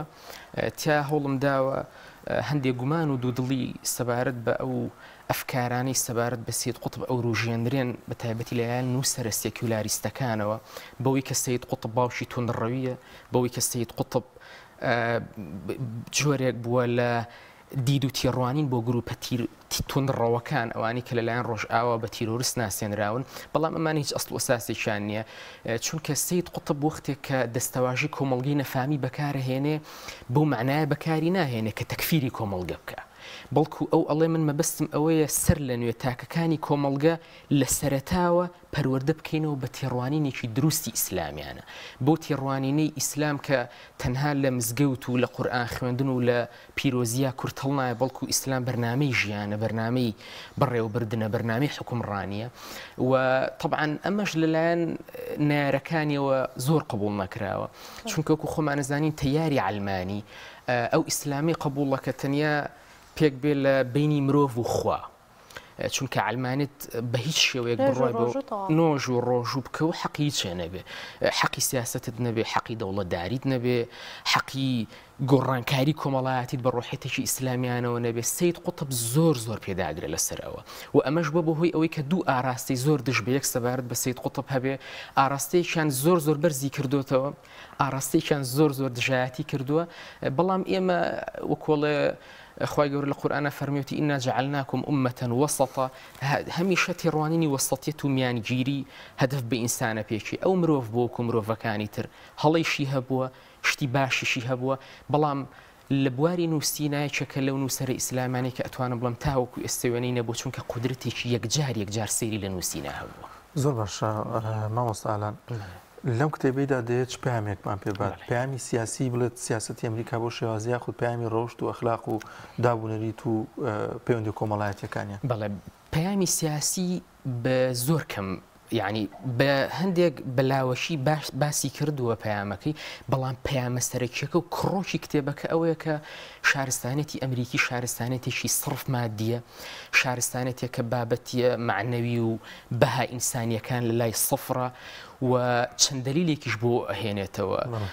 کاتێک ئەوانی کە سەردانی ئەمریکایان کردووە یاخود ئەمریکا لەو کۆمەڵە کەسانە پێکات کە دوو کۆمەڵ بوون یەکەم پێکاتبوون لە کۆمەڵە دەوڵەمەند و سەرکێشەکانی وڵاتی بەریتانیا کە بە دوای کۆکردنەوەی سەرۆت و سامانەوە بوون کۆمەڵی دومیشان کۆمەڵی تاوانبار و زیندانیەکان بوون کە لە ئەرزی ئیمپراتۆریەتی بەریتانیا و ڕاگوێزران بۆ ئەرزی تازی ئەمریکا و ئەوە بوو بەهۆی سەبەبی ئەوەی کە دوو پێکاتە دروست بێ لە ئەمریکا پێکاتی ئەنگلۆ ساکسۆنی کە ئەمریکای باکووری لێ پێکات لەگەڵ پێکاتەی لاتینی کە ئەمریکای لاتینی لێ دروست بوو و ئێستا پێوتری ئەمریکای باکوور و باشوور هەتاوەکو ئەم دەقێش کە ئێمە قسە ئەەکەین و بینەران ئاگان لێمانە ئەم کێبڕکۆمەلملانەیە لە بینی ئەمریکای لاتین و ئەمریکای باکوورە هەبووە و پەیامەکەی سەید قوتب بڵێ ئەوەیە کە شارستانێتی ئەمریکی و ڕۆژ ئاوایی شارستانێکی مادیە و هیچ حتا مردن لەلایەن شتێکی ئاساییە و باسی ئەوە ئەکاڵێ برادێکم بانگەشت کرابوو بۆ ئاهەنگێکی خواردن و خواردنەوە لە ئەمریکا لەو ئێوارەیە خێزانەکەی نەخۆشەکەوێت کە خێزانەکەی نەخۆشەکەوێ تەلەفۆنەکاڵێ ببورن من ناتوانم لە ئاهەنگەکە ئامادە بم بەڵام برادرانی ڕێکخەرانی ئاهەنگەکە ئەڵەنجا زۆر ئاسایی خێزانەکەت نەخۆش بووە ژنێکیش بەشدارە بێ لەگەڵمان کە تازە مێردەکەی مردووە و شانسیشی هەیە ئەوە تا ئەوە هەردووکتان پێکەوە لەسەر ئەم سفرۆخوانی ئێمە کۆ ئەبنەوە و هیچ کێشتانێ باش نەکەی تۆ نەخۆش بە بەڵام ئەم خۆمێردەکەی مردوو ئەمیش ئامادا بێ بۆ معنایی سەید قوتب ئەوێ بڵێ مردن کە شتێکی پیرۆزی و قەداسەتێکی تایە یعنی حاڵەتی مردن بە شێوەیەکە کە تۆ کەسێک ئەمرێ ناوێری حتا باسی خراپەکانیشی بەڵێ هەژێنەرە هەژەندێکی هەستێ بەڵام لە ئەمریکا زۆر بەلایەنەوە ئاساییە تەنها گرنگی بەهێز و قووەت و لایانی مادی ئەدەنوە حتاڵە لە گۆڤاری لوکە ئەوی سەرنج ڕاکێشە لە کتێبەکە ڕاپرسیە کراوە لە نێوان کچانی ئەمریکیە کە ئایا خەونی ئێوە ئەو پیاوی کە خەونی پێوە ئەبینن ئەبێت چۆن بێ ئەوان گرنگی بە بەهای ئینسانی و بەهای ئەخلاقی نادەن تەنها لە ڕاپرسەکە 170 زیاتر ئاماژیان بەوە کردو ئێمە ئەمانەوە پیاوێک بێ دەست و مەچەکێکی بەهێزی هەبێ و پیاوێکی بەهێز بێ ئەوەی کە لە لای خۆمان پێ ئەوترێ عەسابەیی بێ هیچ گرنگی بەلایانی ئینسانی و ئەخلاقی و ئەو بابەتانە نادەن و سەید قوتب ئەڵێ من ئەمریکا ڕەفز ناکەمەوە بە تەواوەتی ئەو وەسفی ئەمریکاکە لە ڕووی مادیەتەوە ئەڵێ تاوەکو ئێستا هیچ شارستانێتێک لە مێژووی بەشەریەتە وێنەی ئەمریکای بەخۆیەوە نەبینیوە لە مادیەت لە سەنعەتە لە دروستکردنی ئامێری پێشکەوتووە و ئێستا ئەبینین ئەمریکا بە شێوەیەکی تاکجەمسەرانە حکومڕانی هەموو دنیاکە ئەو ئینکاری لەولایەنە ناکە بەڵام ئەڵێ لە پێوەری ئینسانیەت و بەها ئینسانیەکانە لە خواری خوارەوەی تاکەکانیان بەڵێ بە هیچ شێوەیە گرنگی بە لایانی معنەویەت و بە لایانی ڕۆشتنە لەم کتێبەیدا ئەستەکە مردبووەتەوە لە جۆری مامەڵەکردن و لە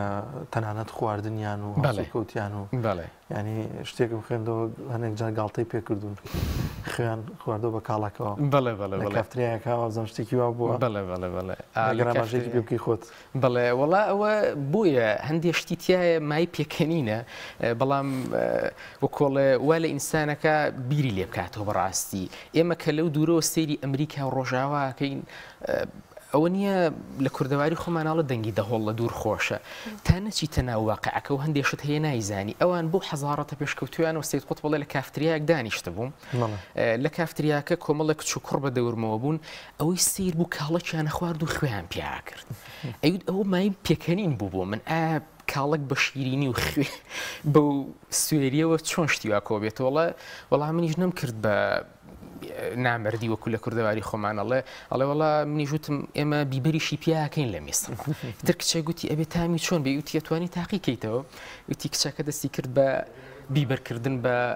کاڵەکەکەیە و یعنی مەبەستی ئەوەیە لەم ڕووداوە گەلێکی خۆش باوەڕیش گەلێکی خۆش باوەڕن یعنی ئەوەی کە تۆ تەسەوری ناکرد یعنی پێی بڵێ ڕەنگە زۆر بە ئاسایی وەریگرێت و جێبەجێ کات و بیشیکە ئەمەش نقطەیەکی زۆر زۆعفە لەسەر ئاسی تاشی ئەمریکی بەو گەورەیەوە کە هۆشارێکی ئەوەندە لاوازیان هەیە بە قسەیەکی سادە نەچیتە بنج و بناوانی بڵێ چۆن ئەبێ و چۆن نابێ هەر ڕاستەوخۆ شتەکە بکەیت کە خواردوێتی تێتی وڵا بەتامە دوای بۆ ڕۆژی کە وتێتی وڵا شکری پێوەکری هەر شکرەکەشیان گوتی وتیان هەر بەتامە زۆر ڕاستەرە و قسەی جەنابتەکە زۆر خۆش باوەڕن ینی دڵنیام لەوەی کەوەی نووسیوە ئەو پەیامی گەیاندووە بەتەشید هەر ئەوەی لە پشتەوەیە چونکە یەکێک لە هۆشیاری میلەتان ئەوەیە کە یاخود تاچی هۆشار نیشانەکەی ئەوەیە کە هەر کەسێک شتێک بەرامبەرەکەی پێی بڵێ چ لەسەر ئاستی حیزب چ لەسەر ئاستی تاک چ لەسەر ئاستی کۆمەڵگە نابێ هەڕمەکی و کوێرانە تۆ جێبەجێ بکەی وەڵکو بەعکسەوە بێت تۆ کۆمەڵی پرسیار بکەی بیخیتە ژێر دووربینی پرسیارەوە نەک ڕاستە خۆ بکەویتە داوی ئەو کەسی بەرامبەرتەوە ئەوەیە سید قوتب زۆر بە ئەحسانی کە تاکێکی ڕۆژهەڵاتیە ئەوانی خستۆتە داوی خۆیەوە و نەکەر ئەوە دکتۆر سەلاح لە سەردێڕەکان و سوێتی سید قوتب گاڵتە بە ئەمریکیەکانەکە یعنی زۆر بە شێوێکی ئاسایی و سادە گاڵتەی پێکردوون و بە زمانی خۆمان فەنی پێکردوون باشە کاگالان ئێمە کە سید قوتبمان ناسی وزاتر لە ڕێگەی فیضەڵالەوە ناسی ئەم کتێبە چ جیاوازێکی هەیە لەگەڵ نووسینی فیضەڵال و بابەتی لە کۆڵنەوە ناو قورئان و بەڵێ وەکو پێشتر عەرزی جەنابتانم کرد قۆناغی ئەدەبیەکەی 13 کتێبی نووسیوە قۆناغی ئیسلامیەکەشی بریتیە هەر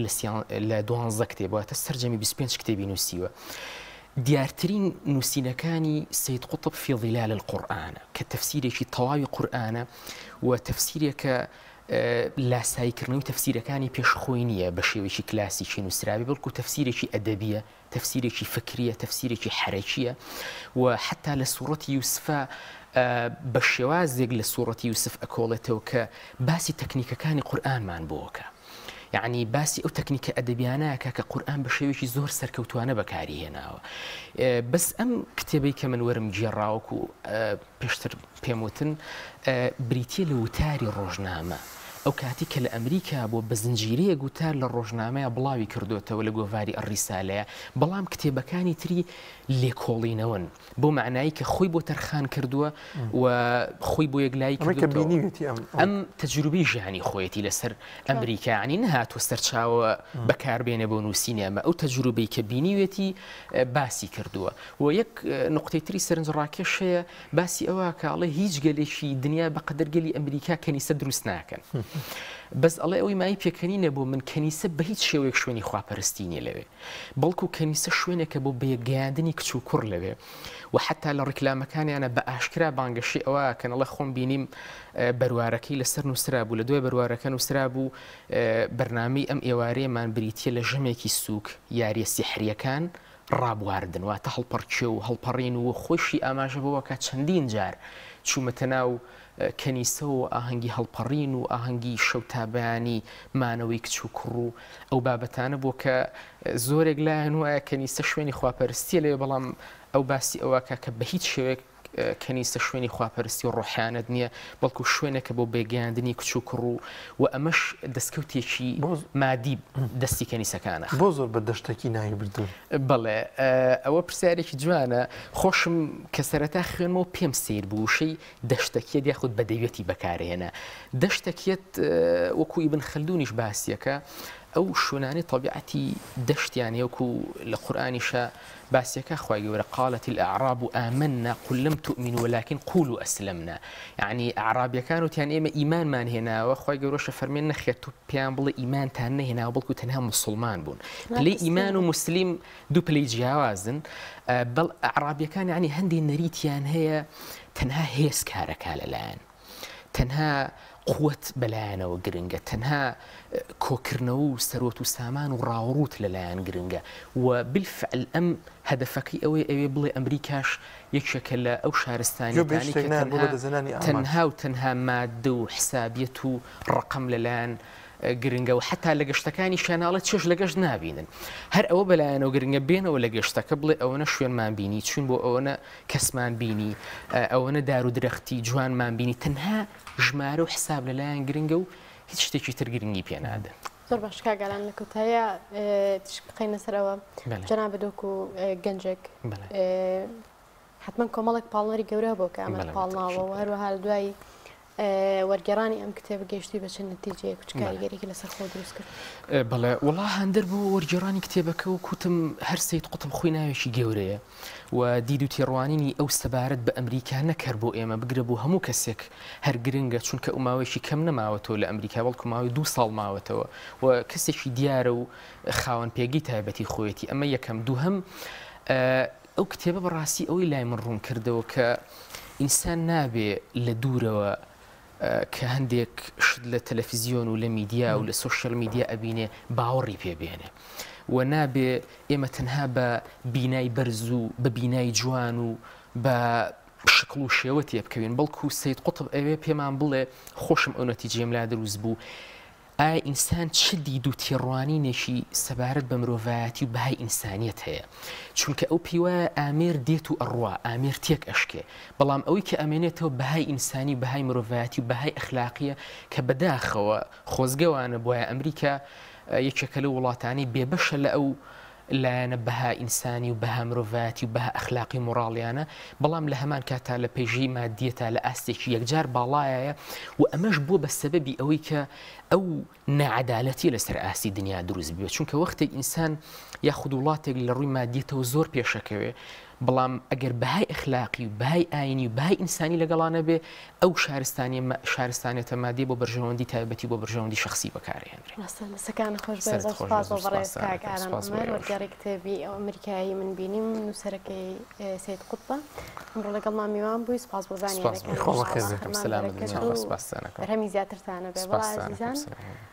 تەوەری ئەم جارەمان بوو ڤیتێکمان ئەوزام ناوڕێکمان هەیە دەچین لای ناوبڕێک و دواتر درێژە دەدەین بە بەرنامەکەمان تۆپ ئارت تاکە بریکاری تۆڕی میدیایی کۆمەڵ بۆ بەرهەمهێنان و بڵاوکردنەوەی ڕێکلام لەگەڵ پاکێجەکانی بۆ هەمومان لە کۆڕە هەموو پێداویستیەکانت لە یەک پاکێجدا بەردەستن کاتژمێری زیاتر و گەگەبایتی زۆرتر پاکێجەکانی بۆ هەمومان لە کۆڕە هەفتانە و مانگانان و پڕن لە گەگەبایتی ئینتەرنێت و کاتژمێری پەیوەندیکردن بۆ سەرجەم تۆڕەکان پاکێجەکان بۆ هەموو هێلەکانی پریپەید بەردەستن بۆ بەشداربوون پەیوەندی بکە بە ئەستێرە 238 پەنجەرە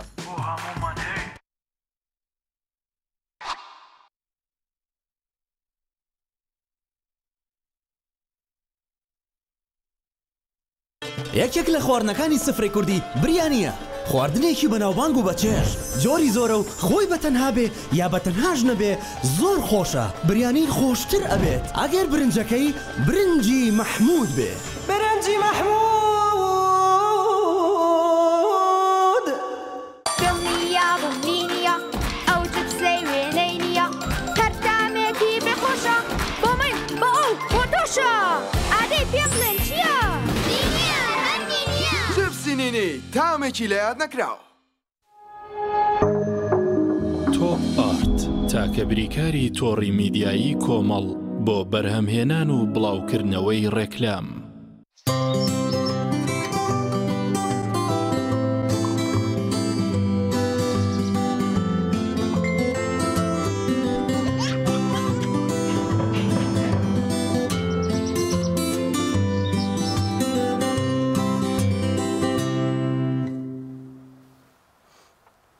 وڵازان و خۆشەویستان ڤیتیەکمان هەیە هاوکارانمان لە هەڵەبجە بۆیان ئامادەکردن کە دروستکردنی سابوونی سروشتیە پێم وابێت خێزانێک خەریکی ئەم پیشەیەن و درێژیان بە پیشەیەدا و باز لەوە دەکەن ئەگەر هاوکاریان بکرێت دەتوانن کارگەیەکی گەورە دروستکەن و سابوونێکی بەسوود بێنە ئاراو چونکە ئەو ماوادانی بەشێکی لەو ماوادانی کە بەکاری دێن سروشتیە پێکەوە بینەری ڤیتیەک دەبین لەو بارەیەوە.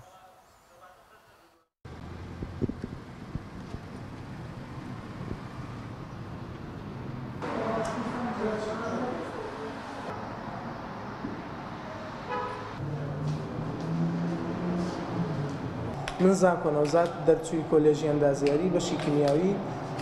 زانکۆی کۆیە. ئێمە وەکو براندی لادێ لە ئێستاە زیاتر لە 20 جۆر سابۆن و کرێمات و لۆشن و سیڕم و کۆمەڵێک بابەتی کۆزمەتیکمان هەیە لە ئێستا. ڕاستی جۆری سابوونەکان تقریبا زیاد لە 20 جۆرن ئیتر بۆ کێشەکانی قژ و بۆ کێشەکانی پێست بەکاردێن. سابوونەکان ڕاستی دروستکردنیان دیاریکراونیە بەڵام بە تەقریبی نزیک ساعتێکی پێچێ. سابوونەکانمان لە زەیتە سروشتی و گەیە عشابەکان دروستکراون. زیاتر ئەتوانین بڵێن سابوونەکانمان سروشتین یاخود بەرهەمەکانمان سروشتین و کەمترین ڕێژیا خود دوورن لە مواد کیمیاییەوە. ڕاستی ئەم سابوونە سابوونی گلیسرینە کە ئێمە زۆربەی جار کە سابوون ئینتاجەکەین زۆر کات لەسەر تەڵەبە یاخود لە بازارە زۆرترین تەڵەب لەسەر چ جۆرە سابوونێکە ئێمە ئەو جۆرە سابوونە زیاتر دروستەکەین و زیاتر ئینتاجەکەین. ئەم سابوونە سابوونی گلیسرینە پێکاتەکە توانین بڵێن گلیسرین زەیتی زەیتون زەیتی گوێزن کۆمەڵە زەیتی تر واتە بە شێوازێکی گشتی پێکاتی ئەم سابوونە سروشتیە. موادی کیمیاوی کەمترین ڕێژەیە خوتیایە بەکار نەهاتووە. ڕاستی ئەمە لە ئێستاە ئەم جۆرە قاڵبە بەکاردێنین لەگەڵ یەک دوو جۆری ترا بەڵام ڕنگ بێ لە داهاتووە کۆمەڵی قاڵبی تایبەت بە خۆمان دروست بکەین و بەکاری بێنین. سابوونەکانمان لە زەیت سروشتیەکان دروست دەکەین. خودی زەیتەکان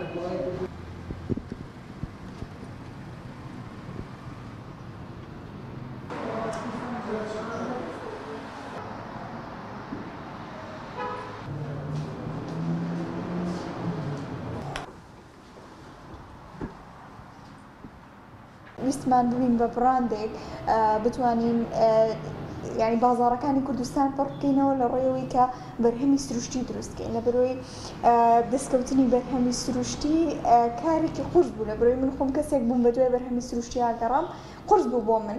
لە برۆ ینی فکری ئەمەم بۆ هات کە براندێک دروست بکەم براندێکی کوردی بە تایبەت بە ماوەدە پاکەرەوەکان و هەمووک چارەسەری بێت هەمووک پاکەرەوە بێت بۆیە فکری دانانی براندی لادێم بۆ هات. لە ئێستا بەس سابوونە بەڵام لە داهاتوویەکی نزیکە ئەم شامپۆمان هەبێ بەردەستەبێ بۆ چەند جۆرە قژێکەکەم بۆ قژوەرین بۆ جۆرە جیاوازەکانی قژ و ماوەدە پاکەرەوەکانی کەش لە داهاتوویەکی نزیکە یعنی ئەمانەیە بەردەستیان. ئێمە لێرە زیاتر لە 20 جۆر بۆ 26 جۆر سابوونمان هەیە. ئیتر بەپێی جۆری پێستەکان هەمانە پێستی وشک چەند جۆرێکمان هەیە سابوونی گلیسرینە گوێز هەندە بادەمە بۆ پێستی چەور چەند جۆرێکمان هەیە تر بەپێی چەوری پێستەکە ئەگۆڕێت چکە پێستی چەور چەند جۆرێکە. تیزۆڵمان هەیە کە سابوونی زەردەچەوی بۆ بەکارهێنین سوودێکی زۆر زۆر باشی لێ بینرا و فیدباکێکی باشمان بۆ گەڕاوەتەوە لەسەری و بە هەمان شێوە سابوونیشمان هەیە بۆ قژوەرین بەکارهێنرا سابوونی سیر ئەمەیان شتێکی زۆر زۆر تایبەتە و خەڵکێکی باش ئیسفادەی لێ کردووە.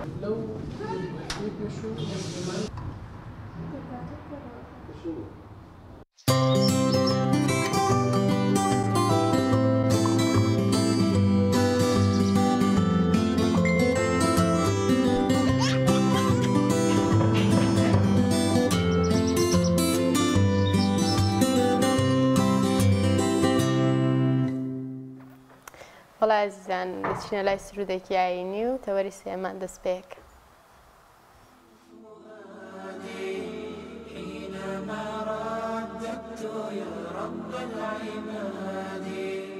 وانتشت روحي وصار الدمع يجري يا إلهي خذ بقلبي بالرشاد أشرقت نفسي بنور من فؤادي حينما رددت يا رب العباد وانتشت روحي وصار الدمع يجري يا إلهي خذ بقلبي للرشاد أشرقت نفسي بنور من فؤادي حينما رددت يا رب العباد وانتشت روحي وصار الدمع يجري يا إلهي خذ بقلبي للرشاد في سكون الليل أدعو في سجودي والدجى حولي سواد في سوادي يا رؤوفا يا رحيما يا حليما يا كريما ما لفضلك من نفادي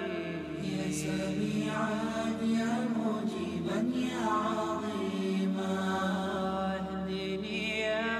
خالق السبع الشهاد أشرقت نفسي بنور من فؤادي حينما رددت يا رب العباد وانتشت روحي وصار الدمع يجري يا إلهي خذ بقلبي بالرشاد أشرقت نفسي بنور من فؤادي حينما رددت يا رب العباد وانتشت روحي وصار الدمع يجري يا إلهي خذ بقلبي بالرشاد للهدى والحق وفقني إلهي على توفيقك اليوم اعتمادي يا إله الكون يا عوني وغوثي يا ملال الخلق في يوم المعاد أنا يا ربي أرجو منك عفوا فاعف عن ذنبي وحقق لي مرادي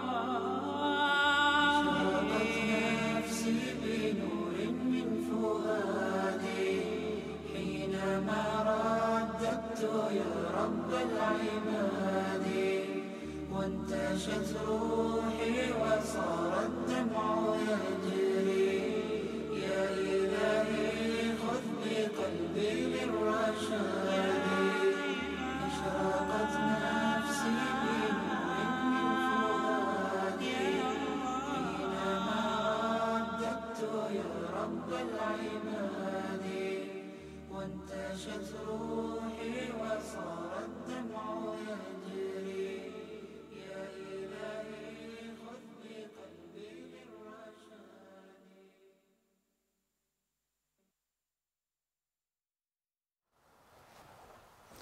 دووبارە سڵاوتان لێبێت ئازان و خۆشەویستان لە تەوریسەی بەرنامەکەماندا گفتوگۆ دەکەین لەبارەی ئەوەی کە هۆکار چییە کە کتێبە ئاینیەکان لە نێو کتێبخانەکان لە نێو پێشانگان نێودەوڵەتیەکانی کتێب پرفرۆشترینە سوپاس بۆ خواکەمەش جێگەی دڵخۆشیە و باز لەوەش دەکەین کە تا چەند گرنگە تاکی موسڵمان بە تەواوەتی زانیاری لەسەر ئاینی پیرۆزی ئیسلام لەسەر ئاینەکەی وەربگرێت تاوەکو بە باشتر شارەزابێت لە ئاینەکەی وی کە لە عیبادەت و لە کار و کردەوەکانیشیدا زیاتر بەکاری بێنێ گفتوگۆی زیاتر دەکەین لەگەڵ میوانەکەمان بەڕێز مامۆستا محەممەد چیمەنی مامۆستای ئاینی مامۆستایان زۆر بەخێر بێن ئەوەساگەر لەوە دەست پێ بکەین بۆچی گرنگە تاکی موسڵمان زانیاری زیاتری هەبێت لەسەر ئاینی پیرۆزی ئیسلام لەسەر ئاینی کە پەیڕەوی دەکات بۆ گرنگانێ چ کاریگەرێکی لەسەر خۆی لەسەر کۆمەلگا دەبێت بله بسم الله الرحمن الرحيم الحمد لله والصلاة والسلام على رسول الله وآله وصحبه ومن والاه دوباره سپاس بۆ بەڕێستان سپاس بۆ دەرفەتە لێرەوە ڕێز و خۆشەویستیمان بۆ تەواوی بینەرانی بەڕێزی شاشە جوانەکەی کەناڵی ئاسمانی پەیام هەیە و ئومێدواریم بتوانین سوودێک بە هەموو لایەکیان بگەێنین. هەڵبەتە ئێمە هەڵگری ئاینێکی گەورە و مەزنین کە ئاینی پیرۆزی ئیسلامە بۆ ئەوەی کە ئەو ئاینە بە جوانی بەرجەستە بکەی لە ژیانی خۆتە و بۆی ئەو ئاینە لە ژیان تا ڕنگ بداتەوە پێویستە شارەزای ئەو ئاینە ببی بزانانی ئەو ئاینە داوای چیت لێکە بۆی بتوانانی ئەرکەکانت بە تەواوەتی جێبەجێ بکەی بۆی بتوانی ئەو واجباتانی کە لەسەر واجب کراوە تۆ بە جوانی جێبەجێ بکەی و شتەکان لە شوێنی خۆیان دای بنێی و کەمترین کەموکوڕی و هەڵە و کەموکوڕیت هەبێت لە پیادەکردنی ئەو ئاینەیە بۆیە پێویستە هەر کەسێک بە ئەندازەیەک شارەزا ببێت لە ئاینە پیرۆزەکەی خۆی ئەوانەی کە زەڕورە هەموو مسلمانێک بیزانێ بریتێ لە شارەزابوون لە ئەسڵی دینەکەی کە بریتێ لە پایەکانی ئیمان پایەکانی ئیسلام چۆنێتی ئەنجامدانی نوێش چۆنێتی هەندێک لە ئەو عیبادەتانەی کە پێویستە ڕۆژانە ئەنجامی بدەیت کام شتە حرام و قەدەغەکراوە و سنوور بەزانە ئینسان لێ ئاگادار بێ ئەمە کۆمەڵێشتی سەرەکیە کە ئەبێ هەموو کەسێک بیزانێ ئەبێ هەموو کەسێک بای خۆی تۆ چۆنەڵی مسلمانم و من تەنها خوا ئەپەرستم و بەڵام خوا ناناسی نازانی خوا چییە ناوەکانی چییە داوای چی لێ کردووی ئەیەوێ لە چی خۆت بگریتەوە ئەڵێ من ئیمانم بە پێغەمبەری خوا هێناوە محەممەد صلی الله علیه وسلم بەڵام نازانی محەممەد کێیە نازانی چۆن ڕەوانە کراوە خێزانەکانی چییە چەند ساڵ داوای کردووە یعنی شتێکی پێوتی ئوسولی ثەلاثە یعنی سێ بنچینەکە کە ناسینی خوای گەورەیە ناسینی دینەکەتە ناسینی پێغەمبەرەکەتە هەموو مسلمانێک بە ئەندازەیەکە بێ شارەزایی لەمەیە هەبێ دواتر لە نێو مسلمانانیشا خەڵکانێکی ترمان پێویستە کە بە تەواوەتی شارەزای دینەکە بن بۆ ئەوی کە هەموو ئەو یاسا و ئەو وردکاریانی کە لە ئاینەکەیە هەیە ڕوونیکەنەوە بۆ خەڵکانی تر کە ئەمەش زیاتر ئەرکی مامۆستایانی ئاینی و داعی و بانخوازەکانە لەگەڵ ئەوەیشا هەر کەسێک بە ئەندازەی خۆی واجبی ئەوەیش ڕوویتی ئەکا کە ئەو دینە لێی شارەزاوی و بە خەڵکی بگەێنێ پێغەمبەری خوا عەلەیهی سەڵات وسەلام ئەفەرمێ بەلیغوا عنی وەلەو ئایە لە منەوە بیگەێنن ئەو پەیامەی خوا ڕوونیکەنەوە بۆ خەڵک ئەگەر تەنها یەک ئاەتێکی شەوێ یعنی هەر کەسێک بە ئەندازەی خۆی مکەلەفە بۆی کە خەڵکی ئاشنا بکا بە دین و خەڵکی شارەزا بکا لە دین جا وەکوتم بەشێک لە ئاینەکەمان زەڕورە هەموو کەسێک بیزانێ ناسینی خوا ئەو شتە سەرەکیانی کە خوای گەورە داوایەکە لە بەندەکان لە عیبادەت و پەرستش دوورکەوتنەوە لە شەریک قەرادان بۆ خوا و دوورکەوتنەوە لە گوناهە گەورەکان هەندێک لەو شتە سەرەکیانی کە ئیسلام قەدەغەی کردووە و داوامان لێکا کە نزیکی نەکەین و ئەمە زەڕورە هەموو کەسێک بیزانێ و تەواوی تەفاسیلی دین و ئەحکام و یاساکانی دینیش ئەوە پێویستە خەڵکانێکی شارەزا و خەڵکانێک بیزانن کە پیانوتێ زانا یا پیانەوتێ بانخواز یا پیانوتێ مامۆسای ئاینی زۆر باش مامۆستا کاتێک کە باسی کتێبەکەین ئەوترێ ئەوەندەی کە خوددا قورئان و پەیامی خۆی لەسەر شێوەی کتێبێک ناردوێتە بۆ مسلمانان و بۆ مرۆڤایەتی ئەمە پەیامێک تایە بۆ مسلمانان بەگشتی یاخود ئەمە واکە لە مسلمانان چۆن کتێب بکەنە بەشێک لە ژیانی خۆیان بێگومان ئەگەر دیقەتی ئەو ئاینە گەورەی ئێمە بەی یەکەم ئاەتێک کە هاتووتە خوارەوە بۆ سەر پێغەمبەری خوا صلی الله علیه وسلم لە کاتێکا کە کەسێکی نەخوێندەوار بووە فەرمانی پێکا بە خوێندنەوە اقرأ باسم ربك الذي خلق سێ جار جوبریل دێ بۆ لای پێغەمبەری خوا صلی الله علیه وسلم داوای لێکا کە بخوێنێتەوە ئەمە ئەگەر مانایەک لە خۆ بگرێ ئەگەر مانایەکی گەورە و گرنگ و سەرەکی تیابێ ئەوەیە کە هانی خوێندنەوەدا چونکە ئینسان بە خوێنەوە بەرچاوڕوو نەبێ حقیقەتەکانی بۆ دەرەکەوێ و عقلی خەڵک ئیزافاکە بۆ عقلی خۆی تەجروبەی خەڵک ئیزافاکە بۆ تەجروبەی خۆی و هەر لەبەر گرنگی ئەم بابەتە بینی پێغەمبەری خوا صلی الله علیه وسلم کاتێک کە دێتە سەر ئازادکردنی کۆیلەکان هەر کۆیلەیەک ئازادەکە هەر ئەسیرێک ئازادەکە لە مقابل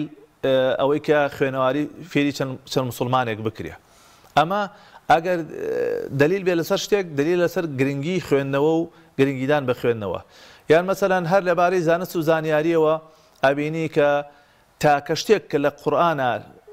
خوای پەروەردگار فەرمانی بە پێغەمبەری خوا کردووی عەلەیهی سەڵات وسەلام کە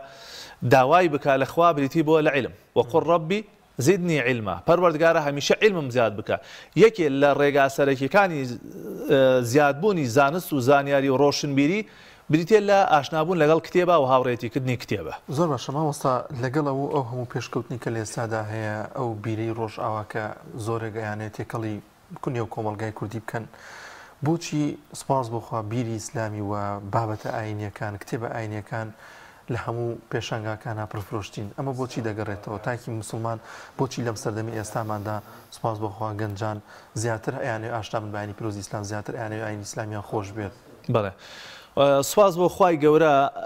بە پێی ئامارەکان لە چەند ساڵێکە کە ئەم پێشنگایە ئەمە دەورەی چوارەمێتی کە لە شاری سلێمانی ئەکرێتەوە بە پێی ئامارەکان پرفرۆشترین کتێب لە ئەو کتێبخان و لەو پێشنگایانە کتێبی ئاینیە ئەمەش بەڕاستی جێگەی دڵخۆشیە و نیشانەی وشیاری کۆمەلگای کوردیە. سوپاس بۆ خوای پەروەردگار ئەبێ هەموو دنیا بزانێ ئەبێ هەموو خەڵکانی تر لە دەرەوە بزانن کە کوردستان خەڵکانێکی وشاری تایە گەنجانێکی زۆری تیا کە گرنگی بە خوێنەوەی ئاینیەدن. طبعا من بەڕای من بۆ چەند خاڵێک ئەگەڕێتەوە یەکێ لەوانە هۆشیاری خەڵکە کە ئەزانن ئاین چەندێ زەرورە بۆ ژیان ئاین چەندێ زەرورە بۆ ڕێخستنی کۆمەلگا بۆ ڕێخستنی ئاکار و ڕۆشتەکانی ئینسان شەوق و حەزی خەڵکە بۆ ئاشنابوون لە ئیسلام یعنی بە فەزلی خوای گەورە چیتە ئەو پێشنگایە سەرەکی گەنجانێکی زۆری تایە کە زۆر بە مشتاقیەوە بەرەوپیری کڕینی کتێبە ئاینەکان ئەچن قوتابیانی زانکۆ و پەیمانگاکان خەڵکانێکی زۆر تەماشاکی کتێبی ئاینیەکردن هەست دەکەن ضرورەتێکە بۆ ژیانیان هەست دەکەن ئارامی و ئاسوودەیی لە نێو ئیسلاما هەیە هەست دەکەن بۆ شارەزابوون لە دینەکەیان پێویستیان بەوەیە کە کتێبی ئاینی زیاتر بخوێنەوە ئەمجار لە لایەکی ترەوە سوپاس بۆ خوا ئەو کرانەوەی کە کراوەتەوە بە ڕووی وڵاتەکەمانە بەڵێ لە هەندێک لایەنەوە ڕەنگە لانی خراپی هەبێ بەڵام لانی باشی هەیە کە خەڵکی وشیار کردوێتەوە وای لە خەڵک کردووە کە گرنگی بە وشیارکردنەوەی خۆی بدا گرنگی بە ئەوە بدا کە زانستی خۆی زیاد بکە و لەگەڵ ئەوەیشە کۆمەڵێ مؤلفی تازە کۆمەڵێ نووسری تازە کۆمەڵێ وەرگێڕی تازە هاتوون کە مەکتەبەی ئیسلامیان ڕازانوتەوە ئێستا ئەگەر دیقەتی ئەو کتێبخانەیە و دیکاتێکە ئەچیتە ئەو پێشەنگایە سەرەکەی جوانترین کتێبە ئاینەکانن جوانترین دیزاینی کتێبە ئاینەکانن بابەتی سەرنجڕاکێش سوپاس بخوا کۆمەڵێ نووسری باشمانەیە کۆمەڵێ وەرگێڕی باشمان هەیە کە ئەچن ئەو کتێبانەی کە ضرورە بۆ بەرپەرژانەوەی ئیلحاد بۆ ئاشناکردنی خەڵک بۆ خۆشەویستکردنی ئیسلام لە دڵی خەڵکە ئەچن ئەو کتێبانە وەرەگێڕن و ئەوش کاریگەری هەیە و تا ڕادەیەکی باش بەراورد بە وڵاتان و بە شوێنانی تریش نرخی کتێبەکان هەرزانە بەو پێی کە زۆرێک لە کتێبخانەکانە چن لە وڵاتی ئێران و لە هەندێک لە وڵات کە پارەی ئێمە بەراورد بە وڵاتی ئەوان قیمەتی باشترە ئەچن لەوێ چاپیەکەن لە ڕووی نرخیشەوە هەرزانترەکەوێت تەماشاکی کتێبێکە کڕی پڕی لە سوودە پڕی لە کەڵکە و ئەکرێت سوودێکی باشی لێ ببینی تەنها بە 2000 دینار یا بە 3000 دینار پارەی لە فەیەکی باشە ئەم لە لایەکی ترەوە ئەو حاڵەتە ئیسلامی کە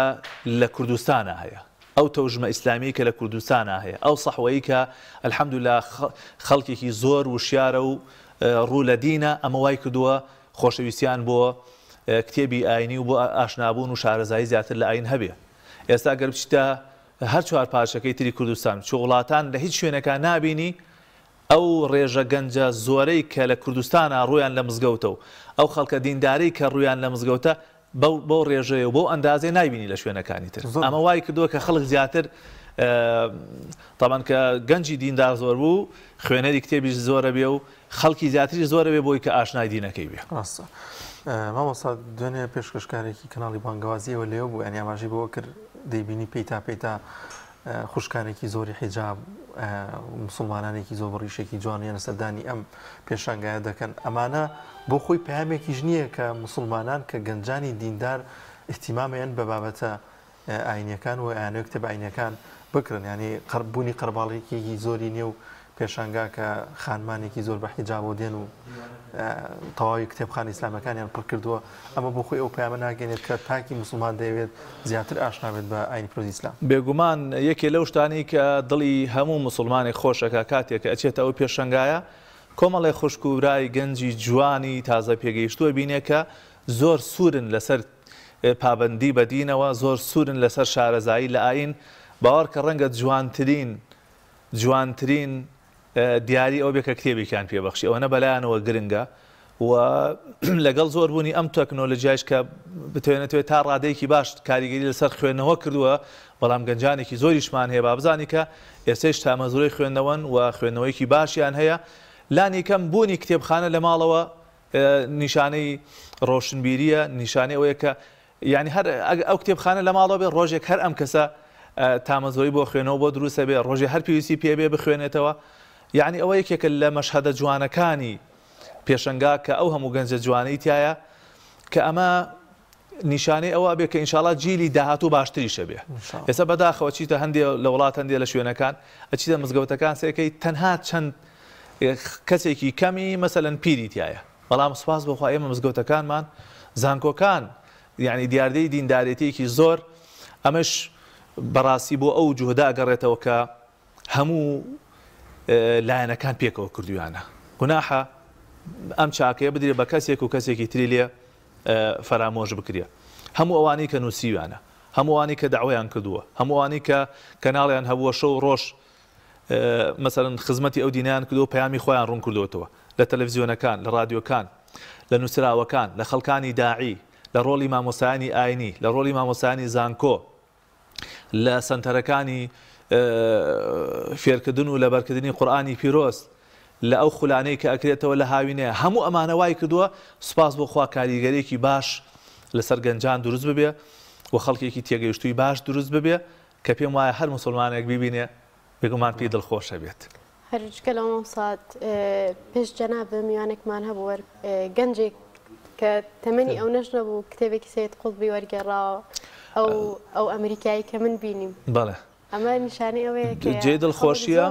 و گەنجی تریشمان زۆرە کە تاقە و توانیان هەیە بەس خۆزگا ئەکادیمیایەک پەیمانگایەک جیهەتێک هەبوایە تەبەنی گەشە پێدانی ئەو توانای ئەو گەنجانەی بکردایە. یعنی هەر لە نووسین تاقەیەکی باشیان هەیە. من بەرنمەیەکم هەبوو لە بەرنمەیەکی دەنگی لە یان بەرنمەیەکی تەلەڤیزیۆن چەند گەنجێک وتەن مامۆستا ئێمە ئامادەین کاتێکم زانی نیوەشیان کردبوو وتەن مامۆستا ئێمە هەر خۆمان پێمان خۆشە ئەو بەرنمەیە هینیکەین یعنی بیخینە سەر کاغەز ئەخر تاقەیەکی باشی توانایەکی باشێت تۆ ڕستە بە ڕستە گوێی لێ بگرە و جارێکی تر بیخەرەوە سەر کاغەز بە ماوەیەکی کەم ئەو بەرنمەیان هەموو خستە سەر کاغەز ئەکرێ بۆ نمونە دەستکاریەکی بکەین و ئەوە تۆ زێڕێکێکی بخەین و بیخێنە شێوازی زمانی کتێب و چاپ بکرێ. مەبەسم لە چییە؟ توانای گەنجە، تاقەی گەنجە. الحەمدوللا گەنج ئێستا زۆر تامەزۆی شارەزابوونە لە دین. ئێستا بانخوازێکی معتەبەر کەسێکی شارەزا ڕایگەیەنێ کە کۆڕێک ئەکرێ لە ئەم شارەدا سوپاس بۆخوا بە هەزاران گەنج کۆ بێتەوە. کاتێککە پێشبڕکەیەکە کرێ بۆ خوێندنەوەی کتێبێک یا بۆ تاقیکردنەوە لە کتێبێکە سەرەکەی 20,000 کەس 40,000 کەس تا 50-60,000 کەس ناو خۆی نووسێ ئەمە جێ دڵخۆشیە. کاتێکاڵەی فلانە مسابقە مەسەلەن دیارەکەی خەڵاتەکەی گەشتێکی عمرەیە سەرەکەی بە هەزاران کەس ناو خۆی نووسێ. کۆتا مسابقە کە کرا لە بەرکردنی سوورەتی ڕەحمان بوو نزیکەی وازانم زیاد لە 33 بۆ 35,000 کەس ناو خۆی نووسیوە زۆربەی ئەوانش گەنجن لە کوڕان و لە کچان ئەمە زۆر زۆر جێی دڵخۆشیە. ماوەسا بۆ ڕکابەریکردنی بیری ئیسلامی دەزانین چەندەها پارە سەرفەکرێ میدیا خەنەکار بۆی کە بیری ئیسلامی گەشە نەکات و گەنجان زیاتر سەرقاڵ نەبن بۆ تا چەند گرنگە گەنجی ئێستا خۆی پڕچەکا بە خوێندنەوەی بابەتە ئاینیەکان بێت یاخۆ دەر بابەتێکی زانست و زانیاری بێت کە گرنگ بێت بۆی کە ئێمە پڕچەک بین و بتوانین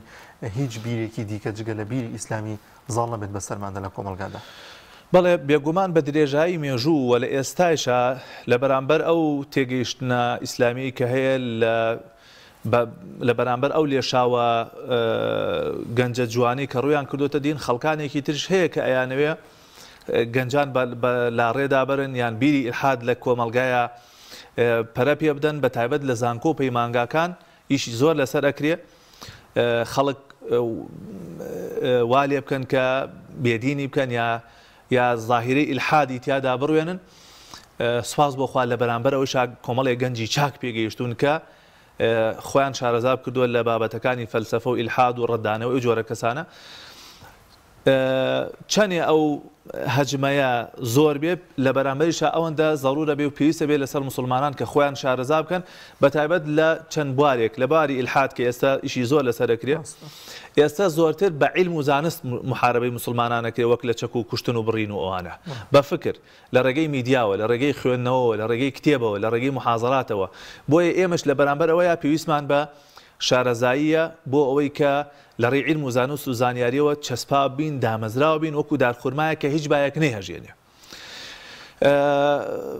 وەکوتم سواز بۆ خوا ئێستا گەنجانێکی زۆر ڕویان کردوتە ئەو مەجالە بەڵام پێویستمان بە زیاترە و لە لایەکی تریشەوە بەڕاستی پێویستە ئەو کەسانیش کە دەوڵەمەندن پارەدارن ئیمکانیەتیان هەیە دعمی ئەو پرۆژە و ئەو ڕێکخراو و ئەو خول و ئەو کتێب و چاپکردنی ئەو کتێب و ئەو شتانە بکەن کە بەڕاستی خزمەت بە ئاینی پیرۆزی ئیسلامەکە بۆی ئەوانیش بەشدار بن ئەمە سەحوەیەکە هەر کەسی ئەتوانێت بە جۆرێک لە جۆرەکان تایە بەشدار بێ ئێوە وەکو ڕاگەاندن چشکە خەنە سەر گرنگی ئاین و گرنگی خوێندنەوە و گرنگی بەرەنگاربوونەوە ئیلحاد و گرنگی ئاشنابوون بەدین ئەوە ئێوە پشکتان هەیە لە جوڵاندنی ئەو بابەتە منێک داعیەک بانخوازێک کە قسەی لەسەرەکەم پشکم هەیە لەوێ مامۆسایە کە دەرسەڵێتەوە پیاوێکی دەوڵەمەند کە ئەزانی چەندێک کتێب هەیە زەڕورە ئێستا ڕەنگە خەڵکانێک لەبەر بێپاری نەتوانن چاپی بکەن یعنی مەبلەغێکی زۆریشی تێناچێت گەنجێک ئەبێ بە سەدەقە جارێش بووی ئەبێ بە خێرێکی بەردەوام بووی یا بۆ نمونە خولێکە کرێتەوە پێویستی بە هەندێ پارە هەیە بۆ خۆراک و ئاو و پێداویستی ئەو خولە چەند گرنگە تۆ کە توانایە کتێ ئیمکانێتێک کتێ بڵێ کاکە من مەسرەفی بەڕێوەبردننی ئەم خولە ئەگرمە ئەستۆم کۆمەڵێک گەنجی چاکی تیا پەروەردە بێ ینی خول هەیە لەم شاریا من تیا دەرسم تۆ 100 دانە گەنجی جوانی ڕێک و پێک کە لە تەمەنی ئەوانە بە هیچ جۆرە بیریان لای ئاین و لای دین و لەو شتانە نییە سەرکی 100 گەنجی جوان دانیشتون زۆر تامەزرۆ بۆ گوێگرتن لە ئاین بۆ شارەزابوون لە ئاین دەیان پرسیاریان بۆ دروستە بێ لە کاتی محازەرەکە جوابیان نەدەیتەوە تۆ ئەگەر بتوانی وەکوڵێ سپۆنسەری ئەم خولانەبی پاڵپشتی ئەم خولانەبی ئەویش بە جۆرێکی تر لە خزمەتە و بەرەنگاربوونێ و ئەو فکرەیە و ئەمێ ئەو مژدە خۆشە بدەم بە خەڵک ئەو دینەی خوای پەروەردگار هەر سەرەکەوێ ئەو ئیسلامە هەر سەرەکەوێ و عاقبەت هەر بۆ ئیسلامە بەڵام خۆشبەختی بۆ ئەو کەسانەی کە دەستێکیانە بێ لە خزمەتکردنی ئەو ئاینەیە هەوڵێکیانە بێ ماندووبوونێکە بیدن لە پێناو سەرخستنی ئەو دینەیە ئەوە سەربەرزێ بۆ دنیا بۆ قیامەتیان ماوەستا دەکرێت دیاری بکەین گەنجان یاخود خوێنەران چی بخوێنەوە چی زەروریەتە بیخوێنەوە وڵای من لێرەوە تەنها بە گەنجان ناڵێم تەنها کتێبی ئاینی بخوێننەوە ئەڵێم بابەشێکی باش لە خوێنەوەکەتان کتێبی ئاینی بێ ئەو کتێبانەی کە زەڕورە قیەم و ئەخلاق و هەڵسوکەوت و ئیمان و عقیدە و ئەوەی خۆتی پێچەسپا و دامەزراکەوت لە بەرامبەر ئەوەیە کۆمەڵی زانستی تر هەیە کە ئەکرێ ئینسان بۆ ڕۆشنبیرکردنی خۆی بۆ گەشەدان بە مەهارەتی خۆی بۆ بەرچاوڕوونی زیاتر بۆ شارەزایی زیاتر ئەوانەیش بخوێنێتەوە زەڕورە ئینسان ئەگەر شارەزای نەخۆشیەک نەبێ چۆن قسەی لەسەر بکە چۆن عیلاجی بۆ دابنێ ئەبێ لە بابەتەکانی تر شت بخوێنەوە بە تایبەت کۆمەڵە کتێبی چاکە ئێستا لەم سەردەمەیە لە زانستە جیاوازەکان لە گەشەپێدانی مرۆیی لە مەجای پەروەردە و پێگەیاندن لە یعنی زۆر مەجال ئێستا کتێب هەیە یعنی جوان وای ئینسان لە هەموو شتێک بزانێ و لە شتێکیش باش قوڵ ببێتەوە گەنجی مسلمانیش گەنجی خوێنەواریش پێم باشە لە ئاینەکەی باش شارەزا بێ لە پەنای ئاینەکەیشەوە کۆمەڵێ فێقەی زۆر هەیە کۆمەڵێ خەڵکی زۆر هەیە کۆمەڵێ منەظەمەی زۆر هەیە شارەزایان ببێ مەسەڵەن لە لایەنی پەروەردەوە لە لایەنی گەشەپێدانی تواناکانیەوە چۆنێتی بیرکردنەوە ڕێگەکانی سەرکەوتنەوە یعنی کتێبی تریش زۆرە ئینسان لە پەنایەوە شارەزای ببێ هەندێک جار ئینسان پێویستی بۆیە کتێبێ بخوێنێتەوە تۆزێ ئیسراحەت بە دڵ و دەرونی بدە تۆزێ خەمەکانی لێ بڕێوێنێتەوە کتێب هەیە لێ کاتێکە لە هەندێک لاپەڕێ ئەتوانی ئەتخاتە پێکەنین و لە چەند لاپەڕێکی تر ئەتخاتە گریان بەمەرجی ئینسان ئالوودە بێ لەگەڵیا تێکەڵی بێ لەگەڵا بخوێنێتەوە جاروەوە من لێک دانیشتنێکا کە کتێب خوێندوتەوە خۆم گریاوم و دەستم کردەوە بە گریان و لە تایشا دەستم کردەوە بە پێکەنین یعنی ئەوەندە کتێبەکە گرنگ بووە کتێب خوێندنەوە تەنها بۆ زانیاری نییە بۆ چێژوەرگرتنە بۆ لەبیرکردنی خەمەکانە بۆ ئەوەی ئەو کاتت هەستی بە چێژ بکەیت یعنی کتێب هاوڕێ بەس ئەوە تا قسە ناکە یعنی ئەتخاتە پێکەنین ئەتخاتە گریان تووشی سەر سوورمانتەکە